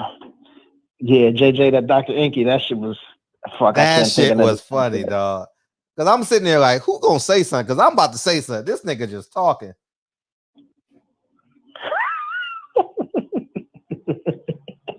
Shout out to Joe Jack. He just subbed to the channel. Appreciate you, bro. For sure. Yeah. Austin Trout calls out Adrian Broner. I like that fight. Who did? Adrian Broner and Austin Trout. Nah, you do? Yeah, because who Adrian Broner gonna fight? Shit, didn't Austin Trout, wasn't he fighting at 54 for a minute? No, he's 47 now. No, but wasn't he fighting at 54, right? Yeah. Right now. So, man, he gonna be. See, his thing is he gonna be bigger than AB. Now, AB got have problems cutting weight, but then when he don't cut weight, his cardio is not great. Yeah. Now, what weight? Good question, Kyle. Yeah. Given Quality for Life said, "Why you like that fight?" Why you like that fight? I mean, because Adrian Broner is not gonna fight the guy from Louisiana. Who else can he fight at 140? Both 140s going up. He can't fight the top ranked fighters. Maybe he can fight Danny Garcia.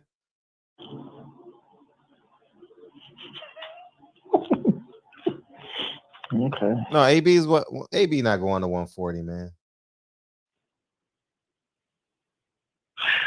All right, we shall see. Damn, I'm just still laughing at these comments, man, from that laugh. When he called in, I was like, uh-oh. Damn.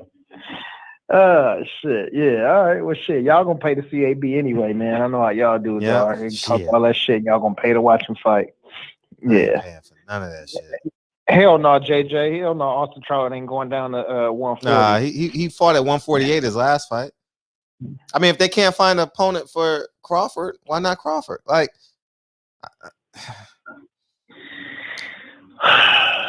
yeah. I mean, AB don't turn down no fades though. I don't remember him turning down no fades. I think Trout to beat him if he gonna throw 200 punches. Yeah, I agree. No, I agree. No, but you said Bud, right? Oh, but I mean, I think that's an interesting fight. I think Crawford is the favorite. Yeah, Crawford gonna beat the shit out of AB. Oh, AB. Oh, for sure. I was thinking Austin Trout. Oh, okay. I got you. Damn. Okay, yeah, that's interesting. That's an interesting fight, right? Yeah. I think that fight might look like how Kell Brook looked in the first round.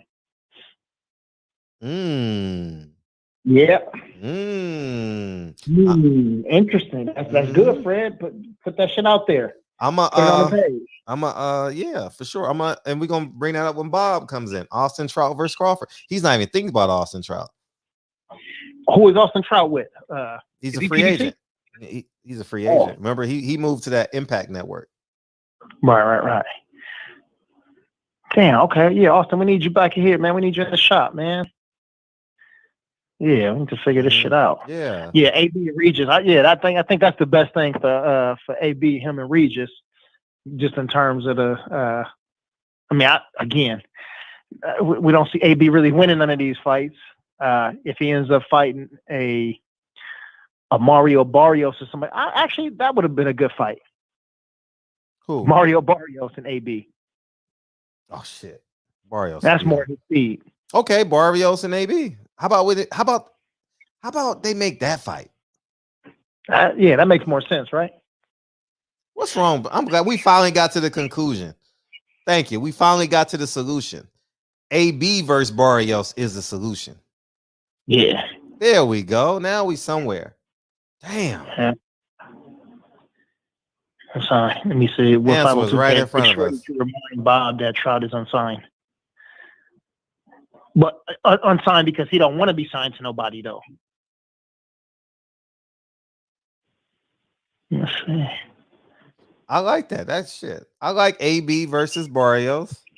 And I'm curious to see Austin Trout at 47. That's interesting to me. That's interesting. Put him on the IG right now, Fred. Put him on there. He's coming down with power. He has the power. Great ring generalship, Long jab for 47. Long jab. Interesting. Obviously, Terrence Crawford is, they say, the cream of the crop. I'm interested. That's a compelling fight, especially given where we're at in boxing. Yeah. We're not getting Porter versus. It looks like we're not getting Porter versus whoever. What's that guy's name? Bud. We're definitely not getting Thurman versus Bud. So interesting. Or Richardson versus Barrios. Yeah, either one. Richardson versus AB is an interesting fight. You get that cross promotion with whatever. What's the guy's name? Mayweather Promotions. No, I think Richard with because he's fighting at 40, right? Richard Hitchens. So Hitchens. Richardson. I don't want to say Richardson Hitchens. Him and Easter. Yeah. So AB versus them, and on that card they can put them on the right. I like that. We building the card. AB versus Barrios and Easter versus Richardson. I'm gonna post that. I'm gonna post it. Let me help PBC out. Y'all need matchmakers, dog. Y'all need matchmakers. Yeah. Dr. Professor, that's who I thought it was going to be. I thought that would have been the easiest fight to make for them, because Tank said it wasn't at 135 or 130, and he said it was a champion. So I figured it would probably be Rolly, but I guess Floyd don't want to do nothing in-house. He want to, I don't know. Raleigh, I know he got that bullshit decision win, but doesn't he have a loss already on his record? Nah, he won his last. He actually looked really good in comparison to the fight we all laughed at. Yeah. KJ said that's a good card. Yeah. Yeah, I like AB against Barrios. Either he move on or he get out the way. And that Hitcherson, Robert Easter is very interesting. Richardson got to move up now. It's time. Like, you can't be, you know what I mean? It's time for him to have a step up fight. And Easter be good. Easter's a 12-round fighter. He's probably not gonna knock you out. You know, you got to solve him a little bit. You got to, you know, you got to figure him out, get inside that jab, you know. So it's interesting. Yeah. Mm-hmm. Jay Dixon, yeah, Raleigh is at 135. He got a piece of one of those. I think it's the WBA. I think he got a piece of that. It's either that or yeah, I'm pretty sure that's it. He's got like the WBA silver or something. But yeah, he's there at 135. Mm-hmm. Yeah. Damn, time flew. Shit, it's after 12. Wow, oh, shit. It's 3 hours already. Oh shit. Damn. But you know, man, look, it's Friday in the barber shop. We ain't got nothing tomorrow, man. So wait, is today Thursday? No, tomorrow's Thursday. Got Jamie tomorrow. I'm tripping. Jamie, that's right. All right, cool. So you want to tell them who we got tomorrow? And Jamie Alexander, the beautiful, the lovely Jamie Alexander. Yes. And damn, you haven't dropped the link in a minute. How we gonna get the funds up? Ain't nothing but a cup of coffee. Yeah. Can you put that in there real quick? Brothers and sisters, ladies and gentlemen, boys and girls, children of all ages, please drop your city in there so we could get you some love and give your city a little bit of props on our way out of here, because we're going to head over to the boxing section, TBS, with the brother Kyle, young cuz Kyle. And yeah, we're going to keep it rolling. Keep it rolling. We got 2139 in there, man. We getting there. 2139. We getting there. 2139. Go drop a cup of coffee in there, man. Go donate some moolah so we can have our award show. Yeah. Everybody on the main page, come and slide over here if we want to give y'all some love on the way out. There's still about 50 people over there. Slide over to page 2. Let's see. All right. They putting them in. They putting it in. Cletus. No, me and Cletus was clowning yesterday. Young boy. Yeah. All right, cool. They coming through. Patricia, what's up, Patricia? Hey, Queen. Not San Bernardino. What do you say? The one from Compton. What's his name in the chat? Do you know? Oh, I got to get his name. Appreciate you coming in though. Yeah. All right. There we go. Boom. Yeah, they coming. I see them. You dropped the link in there? Okay, boom. There it is right there at 12:06. Barbershop Conversations. Put the link in there. Y'all tap that link real quick. And then after that, y'all see the boxing section TBS. We're going to be there in about 5 minutes. So let's give some love to the family. Fredo, you want to give some love to? I want to give KJ some love. I want to give Patricia Shelton all that love. Reggie, Sir Reggie Owens, once again, in the boxing section, man. In about 10 minutes, we're going to be over at the boxing section. And Breon Manley. Like Dexter Manley. Yep. Yeah. All right. Good looking now, family. All right. So we got our brother Salt Lake City's own Utah, my brother Mark Wunderlich. What up? The boxing section, TBS, young cuz Kyle. See you in the building. South Central Zone 90047. Boxing Conversations with the awesome, wonderful, and phenomenal big brother Reggie Owens. Got Breon Manley in the building. Ellenwood, Georgia. Peach State. Yeah, got Kenneth Johnson in the building. He said the birthplace of Larry Hoover in Richmond, right? Big Meat. Jackson, Mississippi. Larry Hoover. Didn't work. Oh, by the way, we dropped part 1 of Leon Muhammad. So it's up. Go check it out. DB's finest. I separated the boxing from the social stuff. Oh, right on. Yeah. Good looking. Dr. Professor 513 Cincinnati. Salute to the family. Salute to Doc. And the Queen, Patricia Shelton, she said, Fred, 502 King. He said 502. Ali City. Yes, indeed. Ali City.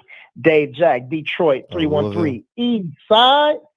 Yeah, got Rutledge in the building. 318 Port City. That nigga Crip walking. Man, let me see. S. Riddle 45 703 DMV in the building.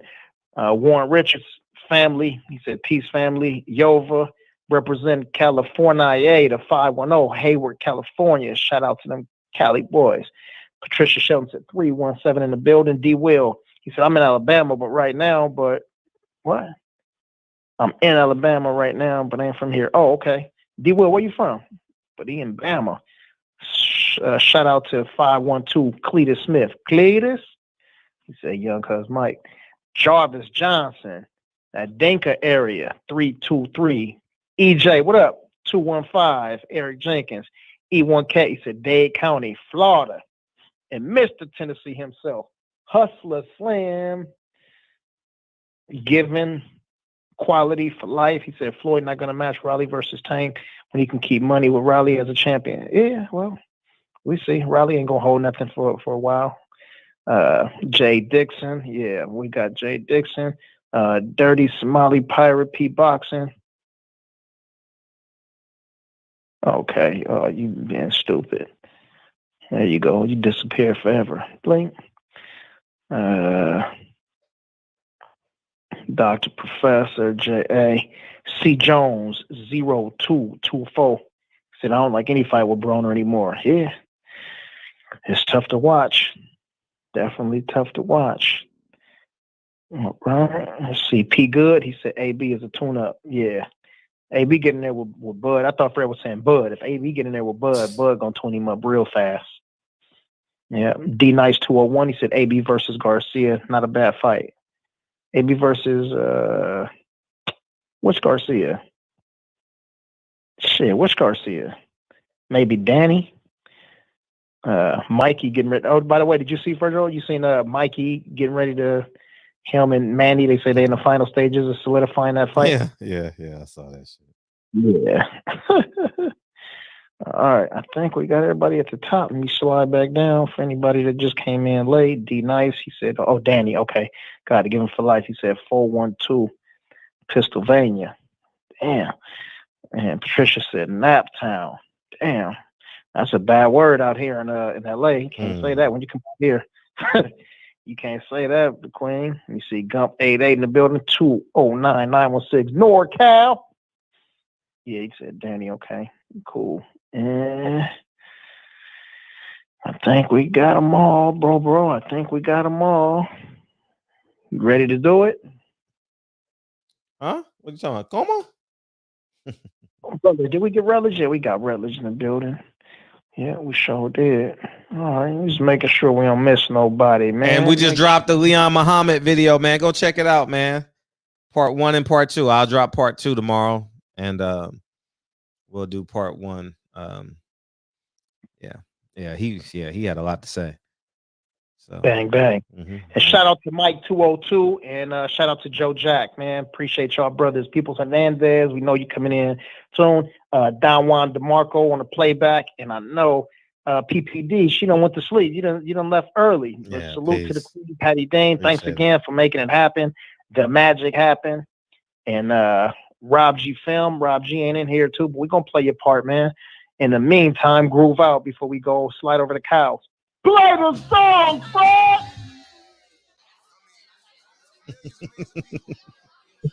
That's the first time. Mr. Zor and my bro laughing. Poncho, yeah, he can't be saying that out here. That shit'll get her hurt. We gotta protect the Queen.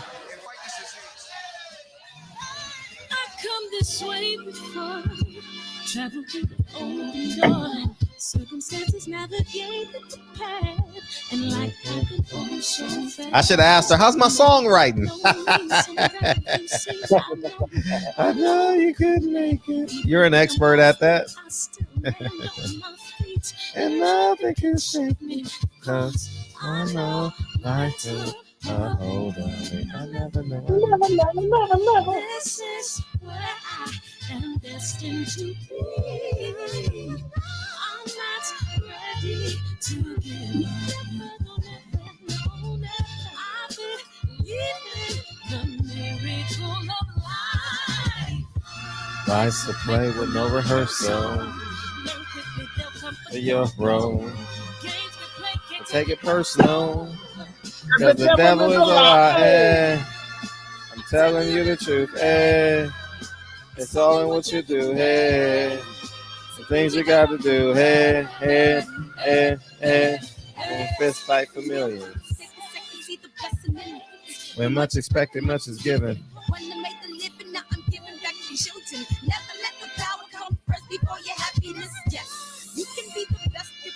Distance.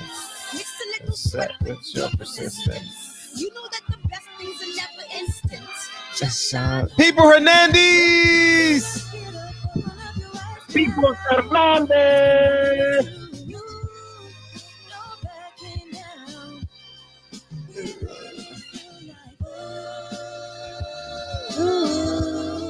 For the children, it's a giving, gonna give it, be a blessing. Rocky says, It's my personal statement. Running game like amazing. Determined to be the greatest, yeah. Bobbing and weaving and changing up like the season. The grind, so I do it for all my people. Driving the competition, back up against the ropes. You fighting for recognition. I'm fighting just to promote equality where we lacking. Or cancer slowing our road. I'm confident we'll make it. We focus on common. So you gotta give back, give love.